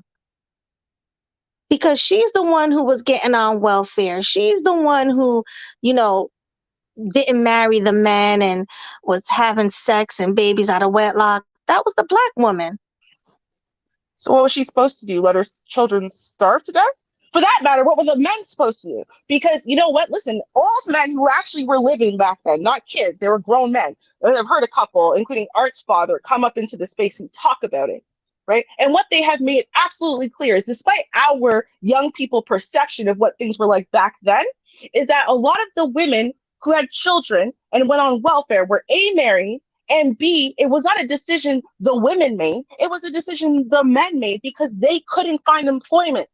Because they were, again, this is why I'm saying it's not one factor by itself, right? They couldn't find employment. Well, why couldn't they find employment? Because they were trying, when I say they, I mean, yes, the powers that be were trying to instigate, in essence, a second class of people that were going to be exactly the way we are now. Let's be real. So, and you know what? It worked. But you know what happens is when you put parents into a situation where their children are starving or their children are going to be homeless, and then you throw out an unknown, but you lie to them. And the unknown sounds a little too good to be true, but hey, it's going to feed your kids and keep a roof over their head. You're going to buy into it because you love your kids and you want your kids to be okay. So we can't pretend that the way things were back then is the way things are now. No, we can look at the way things are now and say, yeah, there's a whole bunch of chicks who are having 6 different kids by 6 different baby fathers because child support pays out more when you do that. Absolutely. but they didn't create themselves. They didn't create themselves. Do they have the responsibility and accountability of them changing? Absolutely. But they didn't create themselves. They didn't. That's just what it is. We can't pretend that dysfunctional ass women created themselves. We can't pretend that dysfunctional men created themselves, because they didn't. They didn't. They came from dysfunctional families who came from dysfunctional families who came from dysfunctional families, and so on, for decades. And from dysfunctional families in dysfunctional communities, and so on. We can't pretend people made themselves. They came from dysfunctional single mothers, That's what they came from. Single mothers, Right. dysfunctional single mothers. Right. These single mothers created these monsters. Single mothers didn't create themselves either, did they? They didn't. They didn't. No, The reality is, their mothers created them. Their single mothers created them. yeah, but here's the thing. Their mother didn't just create them. We need to stop doing that. Like somehow women can just turn around and say, you know what? I feel like being pregnant today. Snap their fingers and now they're pregnant. No, they're spreading their legs raw for men that they're not married to. That's why they ruined that. Go. So then that's what it comes down to. But men are getting up in women they're not married to, raw, and coming inside them, raw, abandoning their sperm, raw. Like, there's a it's 50-50. small, it's only a small portion of the men that's doing that. The statistics show it.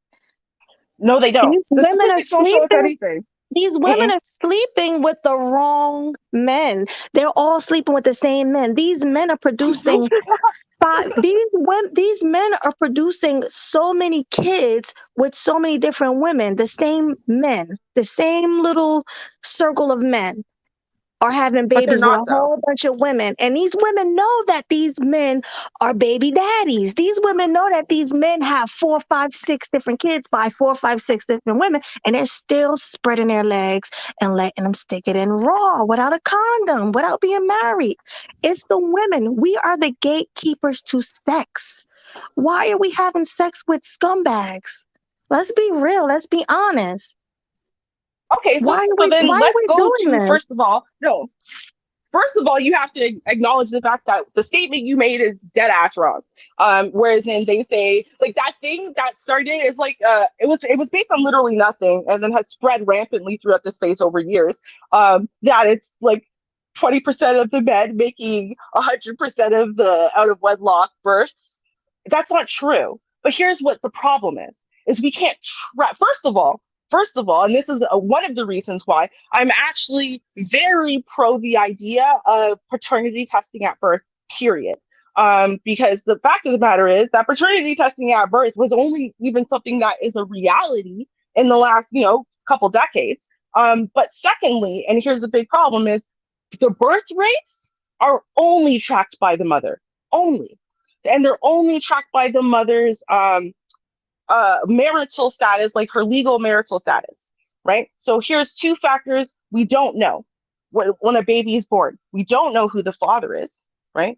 We know who the mother is because the baby slid out the mom, right? We don't know what that woman's relationship status is other than what she tells the hospital she is. So if she's not married, then she's probably going to say she's not married. Right. But if she is married, she could also say she's not married. We don't really know. Right. Because, again, it's not like you bring your marriage certificate to the hospital when you're pushing out a baby. But that's all we know. We don't actually know anything else. And that's the only way that the statistics are tracked. So now here's the bigger problem with that. Right. And it's actually a twofold problem. Is on one side, a whole bunch of guys who might have a kid out there, like one kid, don't know that kid exists. And then a whole bunch of guys who think they have kids don't have kids because that woman told him, you're the daddy, but he's not the daddy. That's just some other dude's the daddy, right? Yeah. And so when you get to this kind of level of mess that for sure we have, right? Where people are being found out they don't have kids all the time, right? And men are being found out all the time. Oh my God, that one night stand that I thought turned into nothing. No, that was actually a kid. Unfortunately, we don't actually know. We don't know. And actually, paternity testing at birth would probably help us a lot going forward. But we don't know.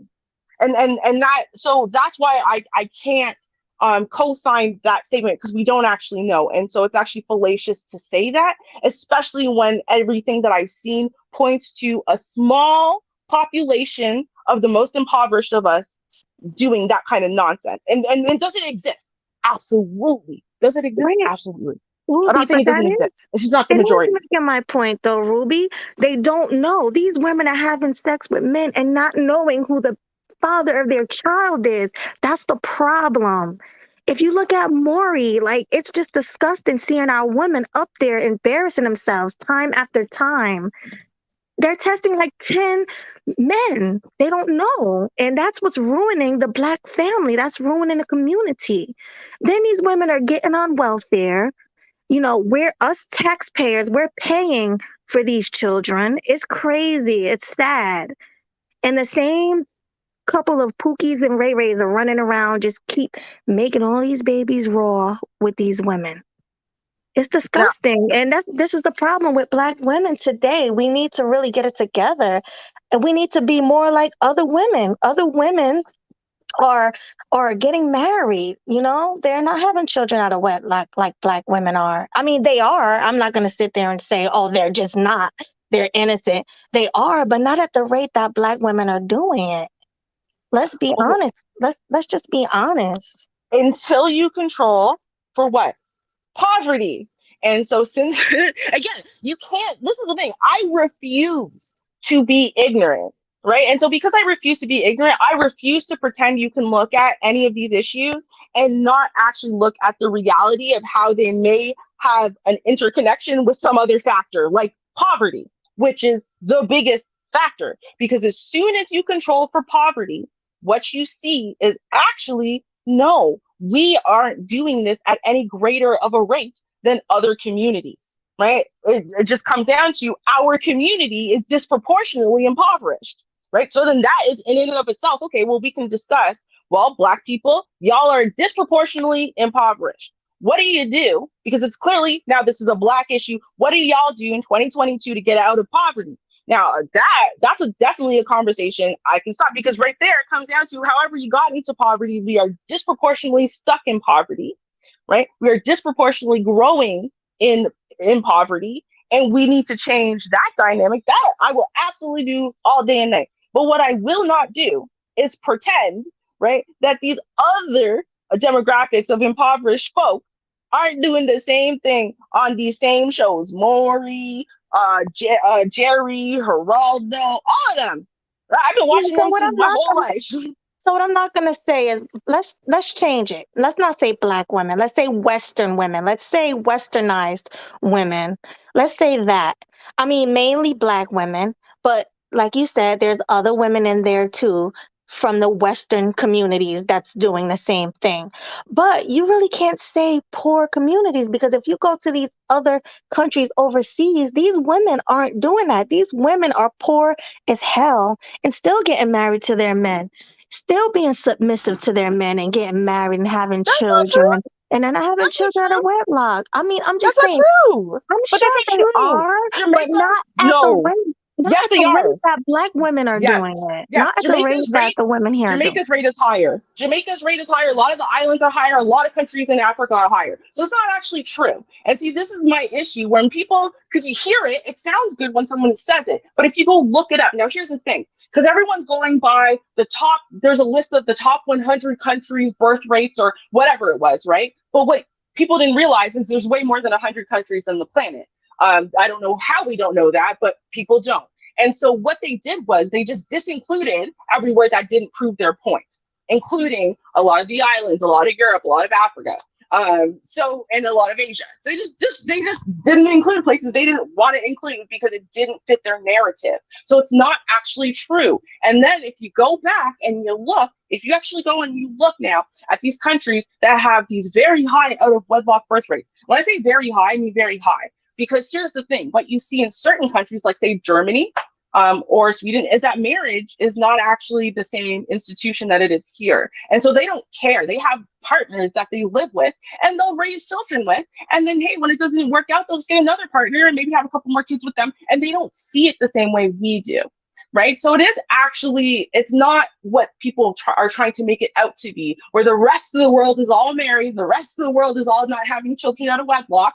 Yes, they are. And honestly, to some degree, some countries are to a much larger degree than they are in America. So how do you explain that then?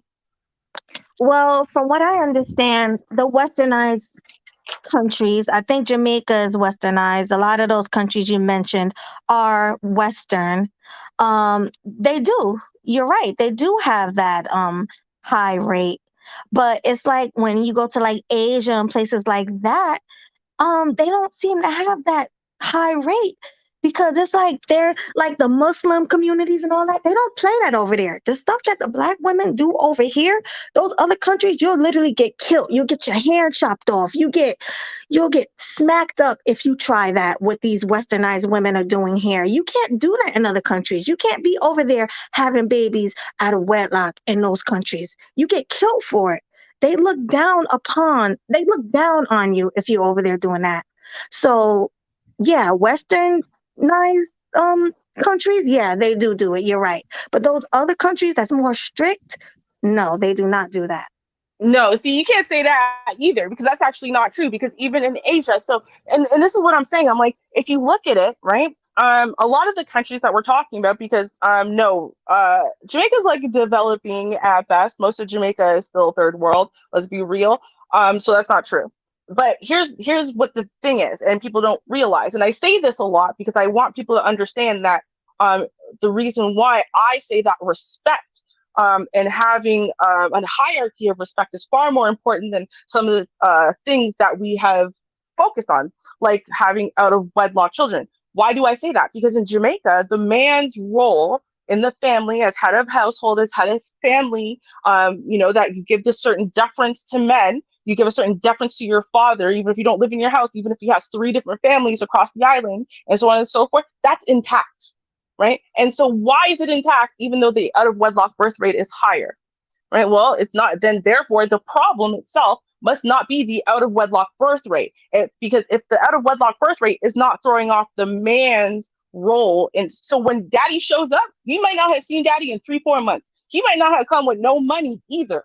And when he comes in, you might be mad because daddy ain't around. You want to try to kiss your teeth even at your daddy. Your mom will smack you into next week. You don't disrespect your father, right? And it's not because he's coming to provide money or sex or anything. That's just, you just don't do certain things, right? So the culture is different, right? And having a hierarchy of respect makes a big difference, right? So now let's go to Asia. So in Asia, things work differently. I wish just DeAndre was here because he's a good authority on this because he lives in Japan. But so there, right? It's not like some of these countries where, hey, you have a child out of wedlock, they'll stone you to death for for insulting their honor, right? But what will happen, right, is things are different. There's no such thing as like stepfathers and stepmothers there, right? When 2 people divorce, let's say, right, when the parent you go with as a child, that's your parent. When your parent remarries, that's your dad or that's your mom, whatever it is, right? Like there's no parenting and da-da-da-da-da. They just cut that off altogether, right? Whoever takes the children with them is assuming full responsibility of those children, period, monetarily, everything, right? And then when that person gets remarried, their new spouse is that kid's new parent. That's it. Even if you knew your parent, your other parent up till the age of 10, don't matter. Doesn't exist anymore. Not your parent anymore, right? So there's a bunch of other factors. There's a bunch of other factors that are helping to propagate this dysfunctionality we have in our community. It's not just the out of wedlock birth rate. So something else is coming in and, is allowing our communities to become so just devastated. And it's not because kids are having kids necessarily. Kids having kids is the symptom. It's not the cause. Right? These dysfunctional ass people running around and beating each other up at Popeyes. It's not the cause, it's the symptom. There's something else wrong. Yeah, there's a lot wrong with our community, but I never said it was just Black women. I'm speaking on Black women because I'm Black. So that's why I'm speaking on Black women for what's his name? What's his name in the chat? Anyway, yeah, for Mr. Know-It-All. That's why I'm speaking on Black women. And it's a big problem in our community.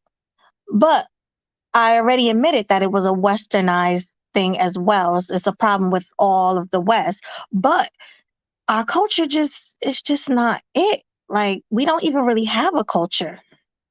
And like I said, and I'm going to stick with what I said, I do blame women for it the most. I blame both, but women more. Okay. So, yeah, I'm just going to stand on that. So, did you want to move on, or are you still? We might as well. We might as well, you know. All right, because we'll come back, because we're going to open a panel, so we're going to come back to this. Yeah, and then y'all can, you know, speak your piece. Then, but before then, got one more segment for y'all. One more segment, and actually two. We have two more. Damn. Okay, we have two more segments for. Well, yeah, I guess the main event is a segment. The main event.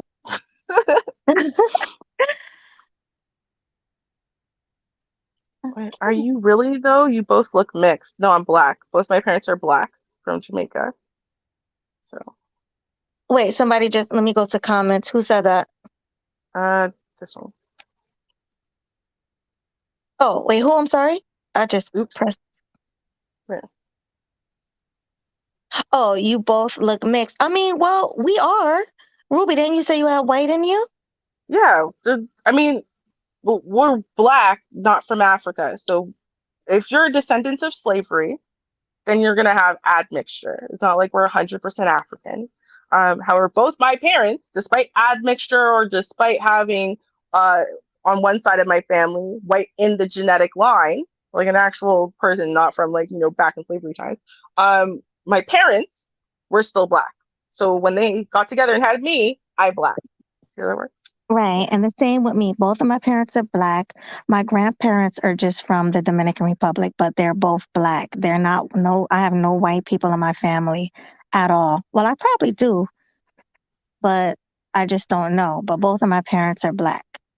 Oh, see, then there you go. All right. So then, let's get our next segment going. Viral stories, y'all. Okay. So now I wanted to talk about this really fast just because I don't know, I've never really heard of it before. So I'll tell you what it is first. It's received viral attention. And the reason why it received viral attention, so it's a thing, okay, and it's called boundary probing. I've never heard of boundary probing, but apparently it is a predatory dating technique. So what happened is pretty much let's play the video first. I'm gonna play the video first and we'll talk about it. Oh, can you take down the thingy for me? Yeah, I was trying to get to it. I hate my phone. Hold on. Okay. Where is it? Oh, here it is. Okay. All right, gentlemen, let's talk about another predatory tactic that we use while dating people that we may not be aware is actually predatory. Have you ever told or witnessed the telling of a story about a sex act to a woman? It goes something like this. My roommate brought a girl home the other day. It was crazy. I could hear them through the walls. Let me tell you what happened. And then we get like really specific with different sex acts. One of the ways that we use stories like this is to see how a woman will respond to hearing about sex, and how a woman might particularly respond to certain sexual acts when she hears about them. This kind of gauging of a woman's response is a form of boundary probing. The reason this is so predatory is because it looks like a lure to pull someone into a natural conversation that then gets more and more intense as it goes on. Over time, this can desensitize a person or a mark to the sexual conversations and ideas with you. It probes the boundaries to see what we can get away with. And those two pieces added with a power imbalance is the recipe for grooming.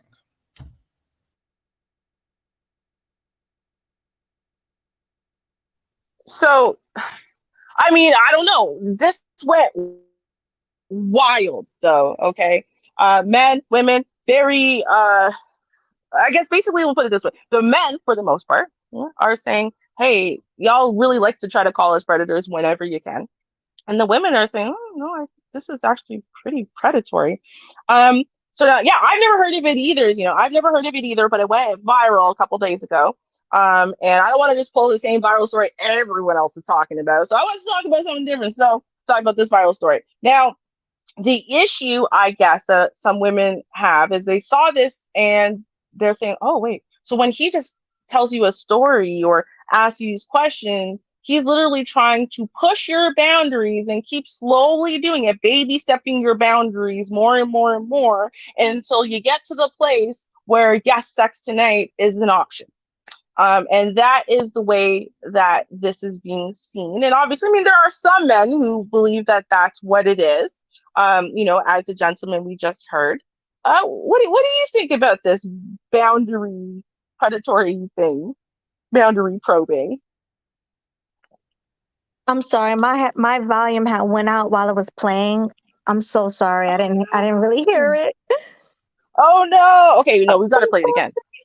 Yeah. You have to hear about boundary probing. You have to, because it's a thing now, and trust me, it went viral, which means it's going to hit these streets. And when it hits these streets, then we're all going to be talking about it. That's how it always is. So let's go, everybody. Are you ready for this? I went to the wrong tab. Okay, there. All right, gentlemen, let's talk about another predatory tactic that we use while dating people that we may not be aware is actually predatory. Have you ever told or witnessed the telling of a story about a sex act to a woman? It goes something like this. My roommate brought a girl home the other day. It was crazy. I could hear them through the walls. Let me tell you what happened. And then we get like really specific with different sex acts. One of the ways that we use stories like this is to see how a woman will respond to hearing about sex, and how a woman might particularly respond to certain sexual acts when she hears about them. This kind of gauging of a woman's response is a form of boundary probing. The reason this is so predatory is because it looks like a lure to pull someone into a natural conversation that then gets more and more. All right, gentlemen, let's talk about another gauging of a woman's response is a form of boundary probing. The reason this is so predatory is because it looks like a lure to pull someone into a natural conversation that then gets more and more. Okay, I don't know what's wrong with the video. It keeps stopping there. But basically, it just, what he says is it becomes more and more sexual, more and more daring, more and more personal. So it goes from being like just telling a story about, someone you heard has sex, your roommate maybe, and then starts, just getting a little bit more like, oh, what's the wildest place you've ever had sex? And then, pushes the boundary a little bit more, talking about what's your fantasy? And, well, if I were to have sex with you tonight, what would you really appreciate I do? And so on and so forth. So basically, it's like baby stepping her into maybe sexual conversation and to a sexual frame of mind that maybe she wouldn't have wanted to be in. But, you want to manipulate her there because you want to close the deal. That's in essence what boundary probing is. Well, I guess it depends on the person. Like, some women love speaking about sex. Other women, they would be kind of offended. I can have a whole full conversation about sex without giving a man any, you know what I mean? Like, he might think, oh, this is going to lead to Melody coming to my bed. But honestly, I'll have the conversation and then I'll leave. Like, some women, I guess, are weak like that, to where, they might get turned on by the conversation. So they want to see, hey, come on, let's go home and let's see, what we can do. But yeah, it doesn't really turn me on or bother me. How about you? Yeah, no, I think that this is women really, it's kind of like Megan Thee Stallion. Women really like to put themselves into a place where they are victims of everything. And so, since I actually do not believe that women are children, because we're not, I refuse to infantilize women and make them like these poor, helpless, innocent, mindless victims who just so easily can be manipulated into doing things they don't want to do. And it's terrible. Women. Right. Right. Well, a whole grown ass woman. You can't sit there and I like having all kinds of different conversations. So that's not going to be a problem for me. Right. I like having conversations. Conversations are fine to me.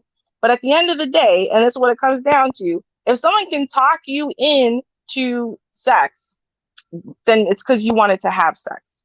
You just wanted an out. You wanted to be able to say, well, he talked me into it. Like, you didn't want to take the accountability for it, maybe because you didn't want to take the accountability for your numbers going up or kind of feeling slutty or whatever. But like, I think this is going so too far. Do I think that women get manipulated and stuff like that? Someone plays them as far as like saying that I love you and I want to be with you, and then they sleep with you, and the next day they ghost you. Yeah, If and they're that's wrong. 18, if I don't they're 18 to 25, yeah. I mean, but Well, not a you know what? grown woman. Hey, there's a long game too. I mean, can that happen? Absolutely. That is very different than saying he in this one date, maybe date one or date two, whatever, he baby stepped me in sexual conversation into having sex with him. Like what? So it means every time you have sexual conversation, then you got to sleep with somebody. Like you have no self-control at all. You have no personal accountability for your own actions and the choices you make. Like it's one thing to say they got me so drunk I couldn't think, and then I passed out, and that's not what's happening here, though. Alcohol is not a factor here. This is about having conversation, and then what? The more you talk about it, the more it sounds good to you, so you decide to engage. That's a you problem. That's not a he's a terrible person problem. And this society of no accountability that we have is very dangerous. Very dangerous. It's going in very dangerous ways. I'm seeing this. It's terrible. Yeah. I mean, hey, you ever heard of Mode 1? Yeah, I mean, I don't know the details of it, but I've heard of it, yes. Yeah, I mean, Mode 1 is a little more extreme than that. I mean, that's nothing compared to Mode 1. Mode 1, you just go up to a woman like, I want to, F, and, oh, I want you to suck my, you're straightforward. That's what Mode 1 is. And from what I understand, it works. But this right here, this is nothing compared to Mode 1. Well, I guess maybe it's a little similar, but I'm like, hey, listen, if that's what you were looking for is an excuse or a reason or a tingle for you to have the reason to jump into bed with someone today, and that's what you wanted to do, cool. For me, it wouldn't work because there's literally nothing that would work to get me into bed before we're already in a committed relationship. There's just nothing. It doesn't matter. So even if you turned me on or got my mind thinking that way, not going to sleep with you, right? That I take that accountability for myself and my own actions in the position that I'm going to be in today, right? So to me, this is the thing. It's like it's so harmful because you're infantilizing a group of adults in a bunch of different ways, honestly. I mean, honestly, I think even some of the rhetoric around like, well, women should be seen and not heard and whatever, you're just infantilizing grown-ass people. So you're giving them an out for them to infantilize themselves and to make themselves into these innocent childlike victims at all times, because that's what the narrative is doing. So stop engaging in that. Women are adults too, right? Unless you think that you could do the same thing to men and it's unfair, then it's not unfair to women. I'm sorry, it's not. It's crazy. Right. I agree with that. That's just a little weird. Mr. Know-It-All says, that's what you think, Ruby. Wait until he asks about what your kink is. You'll be powerless. Oh my God. You gotta be trolling. That's hilarious. Yeah. I don't think it works. So we both agree that don't work. No, definitely not. Definitely not. No, definitely not. Okay, so we're going to move on to the last topic, which is the main event. So let's go to that. Main event. Nice. Right, there's a good little reminder there, y'all. Make sure you click subscribe, click that bell, refresh your bell if you didn't get a notification today. Thank you very much, y'all. Get your popcorn, get your tea. The main event is here. And get ready to click on that link because the link will be dropped and the open panel will be starting shortly. Yeah, and you could talk about whatever subject that we spoke on. So, yeah, we want to hear from you guys. So make sure you hit the like, subscribe, and share button if you haven't already. All right. So do you want to drop the link, I guess, as we I'll drop the link. address this?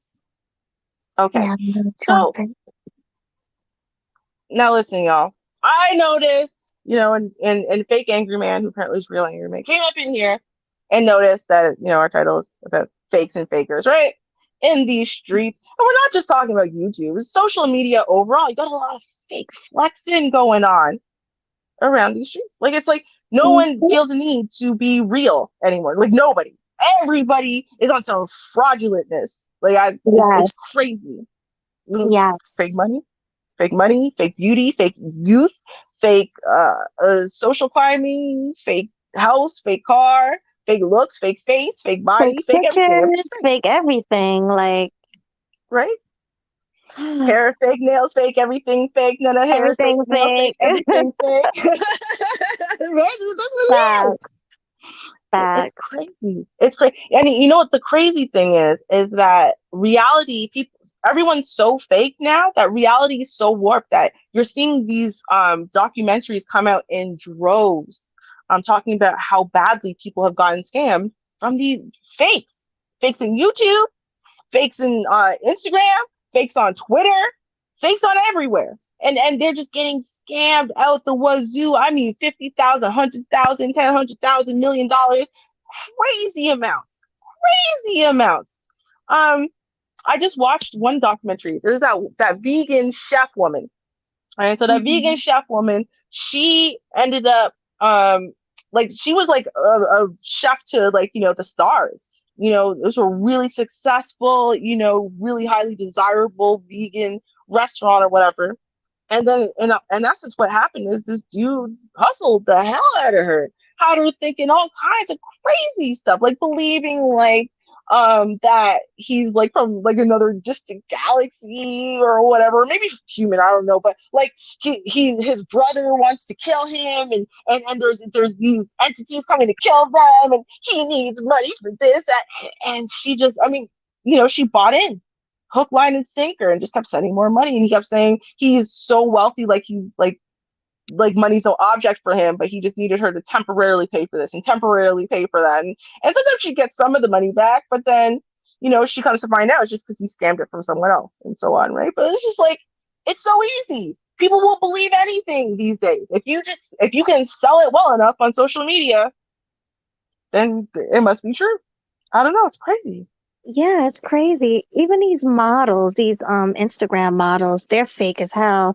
They be, I mean, literally fake plastic, fake booties, fake eyelashes, fake hair, fake cheekbones, fake everything, fake skin tones. I mean, everything. Like, everything's just fake. Everything. Yeah. And that's it. And this is what the men follow. This is what the men like. You know, like, I have a friend, he has an Instagram. All he follows is fake booties. Anywhere there's a fake booty, he follow it. And I ask, I'm like, why do you have all these fake booties and fake tits on your timeline?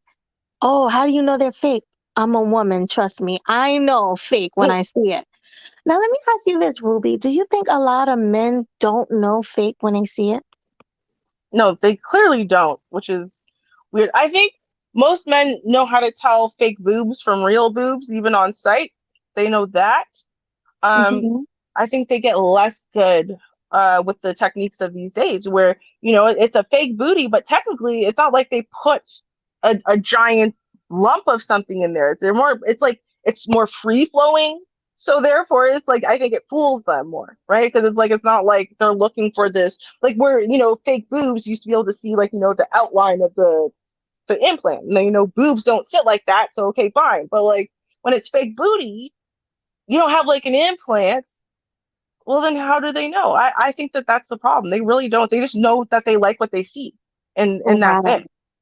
Right. Omega says stiffness, but not necessarily. If you get a BBL, it doesn't have to be stiff, because all you're doing is putting your fat into your butt. So it's almost like it's yours, and it jiggles and everything. So it doesn't have to necessarily be stiff. Well, yeah. I mean, just look at the Kardashians. Oh yeah. I mean, right? They move and jiggle when they walk. None of them are real. Not one of them has a real anything on them. From the lips to the hips to the booty to the, nothing of them is real, right? But they straight out lied. Remember in the beginning, Kim was trying to say she didn't have any work done? Mm-hmm. Everybody was like, come on, we saw the before pictures when you were straight up and down like a stick. Right. Exactly. But they've learned. See, that's the problem, right? The Kardashians have learned that as long as you confirm nothing and people are talking about you, it's all press is good press. And they're right. It is. They're billionaires, all of them. So Mhm. do men really care about realness? I mean, see, to me, this is the problem, right? Do men really care about realness? I'm really asking. I know that men are going to say that they do. You're going to have to come up here and prove me wrong, because I think there's so much evidence that tells us no, they don't. They do not care about realness. They care about perception, period. And Mhm. that's whether you're talking about dudes online that they're going to follow as idols, or as support, give them money to get a support to, and listen to their words of advice and wisdom and whatever. A lot of big time names have been proven to be liars and to be fakes, and guess what? It doesn't do. It doesn't hurt their following at all. Doesn't hurt people running around quoting them. Doesn't hurt it. Guys say they want real, they want no makeup, no this, no that, but you know who they follow in mass? You know who they pay money to? Not her, not the real one with no makeup, no long hair, no this, no that. Nope. It's the one who is done up to a T, who has the fake nails, the fake hair, the fake booty, the fake boobies, the fake lips, the fake it all. That's what they follow. That's what they Yeah, want. So right. And there's I'm gonna. literally, I'm sorry, go ahead. No, I was gonna say, at the end of the day, to me, all of the evidence points to men like a particular perception, and they want to connect themselves to that perception, and that's all there is to it. They don't care about real. That's just what it seems like to me. Sorry. Yeah, and they literally, I see someone, I'm not going to say her name, but there's someone on YouTube, literally fake from head to toe, fake, everything fake, boobies, everything. And these men, like, they are in love with her, I'm not even gonna do that. I'm not even gonna go there. But there's someone who's literally fake. Everything on her is fake. And these men are like, oh my God, like going crazy. And these are the same men who be in a space talking about, oh, I don't like women with fake hair, fake boobs, fake butt. I like my women natural. Yet they like worship this woman. Yeah. Well, and I agree with Hitta by myself. No Lil Durk. That's a lie. I'm just gonna say Hitta. It's called objectifying, and that's it. Men objectify, I think, everything though. I think men like to reduce things to kind of like these really simple parts. Bottom line it, da da da.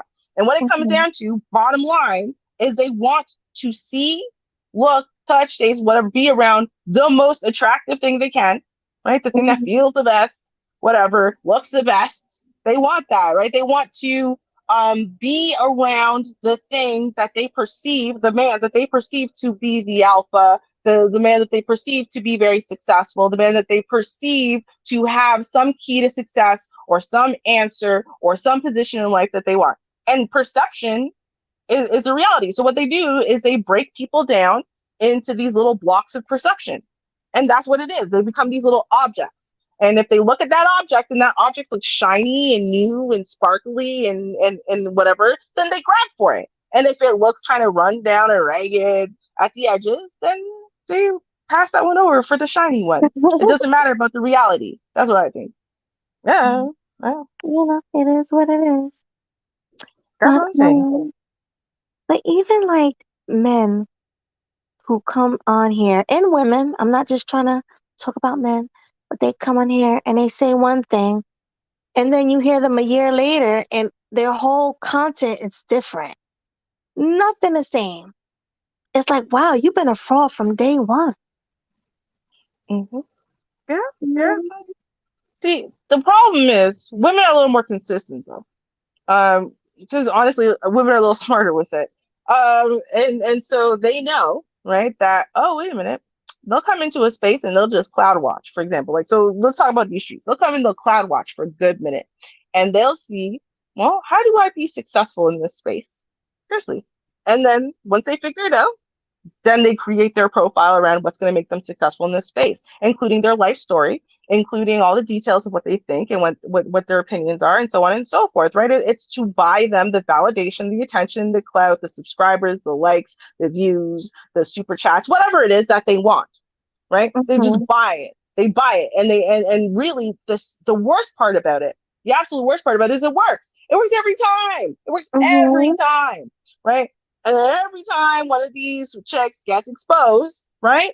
All of the women who are clearly, obviously not just a series of fake pictures and belief systems and whatever, have to suffer for it for a while. And then we go back to normal. And then another fraud or two come in and it just happens again. It just happens over and over and over again, right? No one's learning anything because that underlying bottom line, well, if you're not willing to paint it up and get, you at least put in some booty pads and some booby pads and make all your pictures so you look like a crazy, like, alien bodies, how curvy you are, and make your face this and that, and wear the fake everything and whatever, and then take, half you picture. If you're not willing to do that, it's just not going to sell. This is not what it is. I'm sorry, it's not. You could try to be like, I'm the natural one. You know what you're going to have at the end of the day? Your dignity, but you're not going to have any money or a following. That's just what it is. Right. Now, how do you feel about men who worship pictures? Like if they see a picture of me or you or someone and they're like, oh my gosh, she's beautiful, and they just worship the picture. How do you feel about that?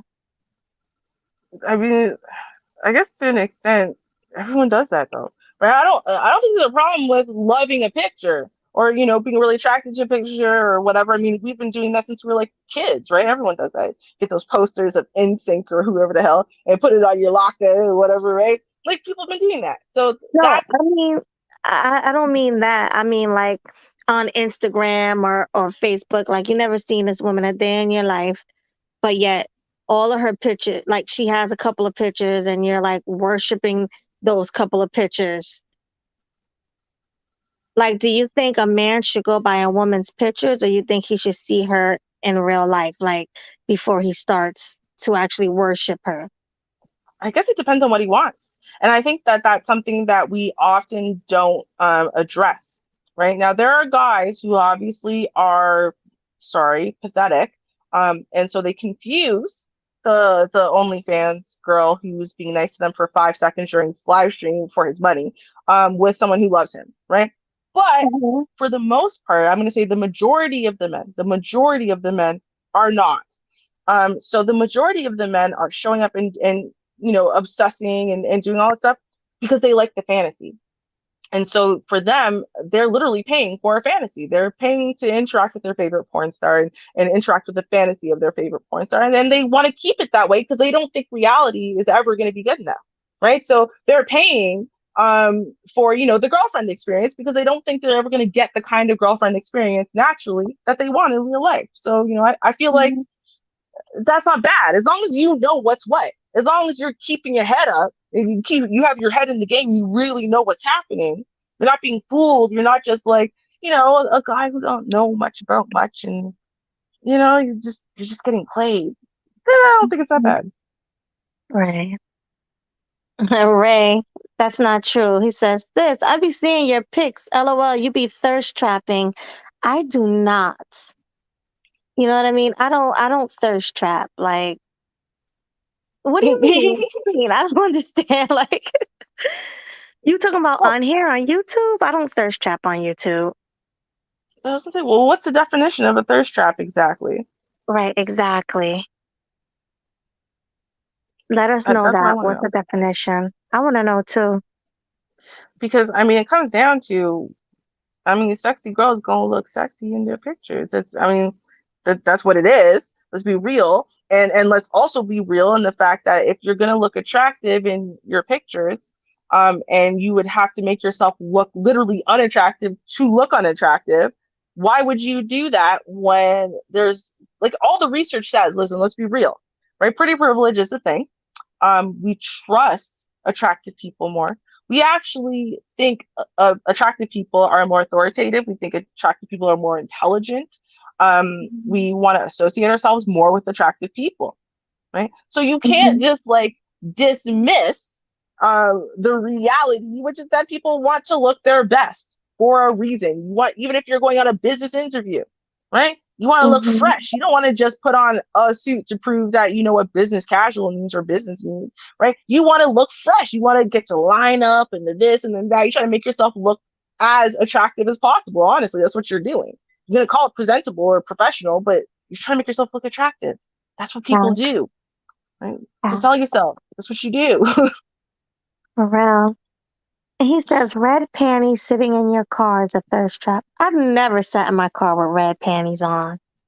Are you talking about my picture where I had red shorts on? Oh, I know exactly what picture he's talking about. I thought that was a bikini. What? Yeah, that's what it looks like to me. It looks like it was like a bikini and like when you're at the beach and like you throw on like a t-shirt because you're not in the water anymore. That's what it looks like to me. That's not what it Let me was. show you real quick because that's the I picture really have. thought that's what it was. I have the picture on right now, so let's make it solo. No, those are shorts and a t-shirt, and I tied it up. It was literally like 90 degrees that day. I was helping Blue. He wanted me to help him move stuff. We were in his pickup truck, and that's what I had on. And I took a selfie. Those are shorts. Those are not panties, for the record. And he's not the only person who said that. I had several people say, "Oh, why you got those panties on?" Yeah, I thought it was a bikini bottom. That's what I thought it was, honestly. No, definitely. I would never post myself sitting with my legs spread open with bikini bottoms on. I don't know. You know what I like? What I was thinking, I don't know. I didn't see it like as like super raunchy. I just thought I'm telling you again. I paint stories in my head, right? So to me, this story was at the beach. You're having a nice beach day. That's what I saw. I don't know. I would never post myself like that in some bikinis or panties or anything like that. So let me exit. I just did that to show everybody. I would never do that. No, that's what I'm saying though. I'm like, I don't think that you were. That is not what I tried to click on. But what I tried to click on is now gone. Oh, there it is. Okay, that's what I tried to. But yeah, no, I didn't think. I just thought of it like I can't remember when I first saw the picture. Like not necessarily when you first put it up, but just when I first saw it. And I think I associate it with the summer and whatever. I'm like, oh, she probably went somewhere for the long weekend or whatever it was. That's what I honestly thought in my head. Like I didn't think of anything crazy. I was just like, yeah, because I mean, you can see it's not panties because panties are thinner. Like panties are this thin, like it looks like a heavy material. That's what I can see. So I'm like, I figured that's why I thought it was like a bikini bottom, right? Because it's like that heaviness of the material. That's what I saw. So I'm like, I don't know why people saw it as panties. I think it's a little extra. Exactly. And he says, a little extra.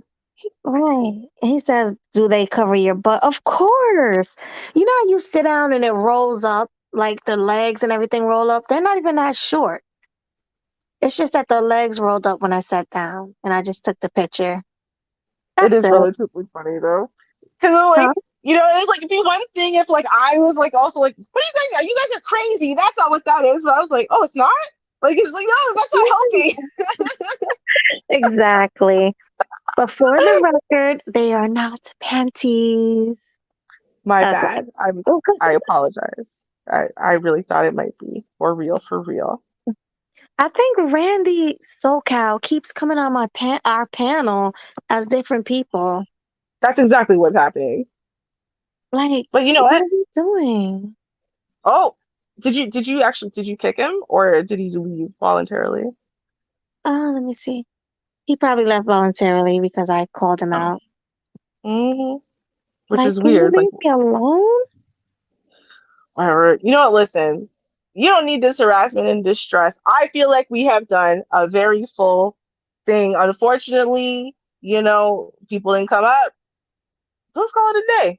Let's not allow Mr. SoCal to keep doing this nonsense. Yeah. He keeps like, I don't know. Hopefully he leaves me alone one day. Hopefully. I don't know. Yeah. I don't know him, so I can't tell him to leave you alone. I would, but I can't. Yeah, he came from Rashida's channel. That's where I met him. But anyway, I don't even want to talk about him anymore. But I think it was a great show. Yeah, me too. Me too. You know what I realized? I didn't realize it until we were done the first segment. I'm like, oh my God, I totally forgot the optical illusion. Oh, so Oh, I know. So we'll have to do that next week. It's okay. Listen, it is a work in progress. Before we start going hard on the really advertising and whatever, we wanted to make sure we have all the everything flowing properly, right? And we thank you guys for being here, helping and supporting us, so that way we can try to figure out all these little kinks and nicks and crannies and whatnot. And yeah. So thank you thank very you. much. Thank you so much. Don't forget to check me out Saturday. I will be on. I'm having a debate show. Ruby, if you are around, please come through. Saturday I have my new show. So Tell us a little about that new show for the people who don't know. okay, well, I mean, some of y'all have known her forever, or you only see her here, but just ask Shar, Advice Channel. She and I co-host panel on Friday nights and Saturday nights. And so the Saturday one, Friday one's like an open panel, whatever, just Shar's show mostly. I just co-host, but the Saturday one is our news show. And so we cover interesting news that we think y'all need to know, because we need to know stuff. And then there's always a Karen and Ken segment at the end, featuring whatever I think is hilarious of the day. So do that. Let's see. That's Saturday. Okay, Friday 10:30 p.m. Eastern Standard Time, and Saturday is 7:30 p.m. Eastern Standard Time. So okay. Yeah, so it doesn't really clash with mine, which is 10 o'clock p.m. Saturday night. I'm going to be having debates. I want you guys to come up and debate. Like, I know it's going to get a little ratchet, but it's okay. It's Saturday night. We'll have a lot of fun. Also, this Monday coming up, well, next Monday, we're going to have Rashida Strober and Ginger. I don't know if you guys remember Ginger from my Saturday show, the light-skinned supremacist, but she will be on debating Rashida Strober on Monday at 6 o'clock p.m. Make sure you guys are there. You don't want to miss that. And of course, we're going to have our Tuesday show as usual. It's going to be a packed week, y'all. Better tune in. Oh, yeah. Also, if any of y'all listen to the radio, almost missed this one. Terrible, I know, but I forgot. So starting tomorrow, Wednesday nights at 9:30 p.m. Eastern Standard Time, you can catch me and Shar, produced by Mr. DJ Music, on CRBJ, and that's internet radio. I will put the link in the comments section for those of y'all who want to come and actually, instead of just listening to it on the internet radio station, you can actually come in, and a bunch of us hang out on like a little live chat player and just listen to it together. We drop some gifts, twerk in the chat. It's a good time. So y'all can also come and join us with that. That's fun. Yeah, so, I can't wait. I will be there, definitely.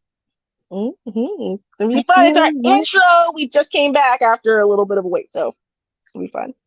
Definitely. But I'm gonna end this with our intro. I'm gonna make it our outro tonight as well. Yes, ma'am. So let me get that together. Okay, guys. See you guys on next Tuesday, but I'll also see you guys before then. Bye. Cheers, y'all. Cheers.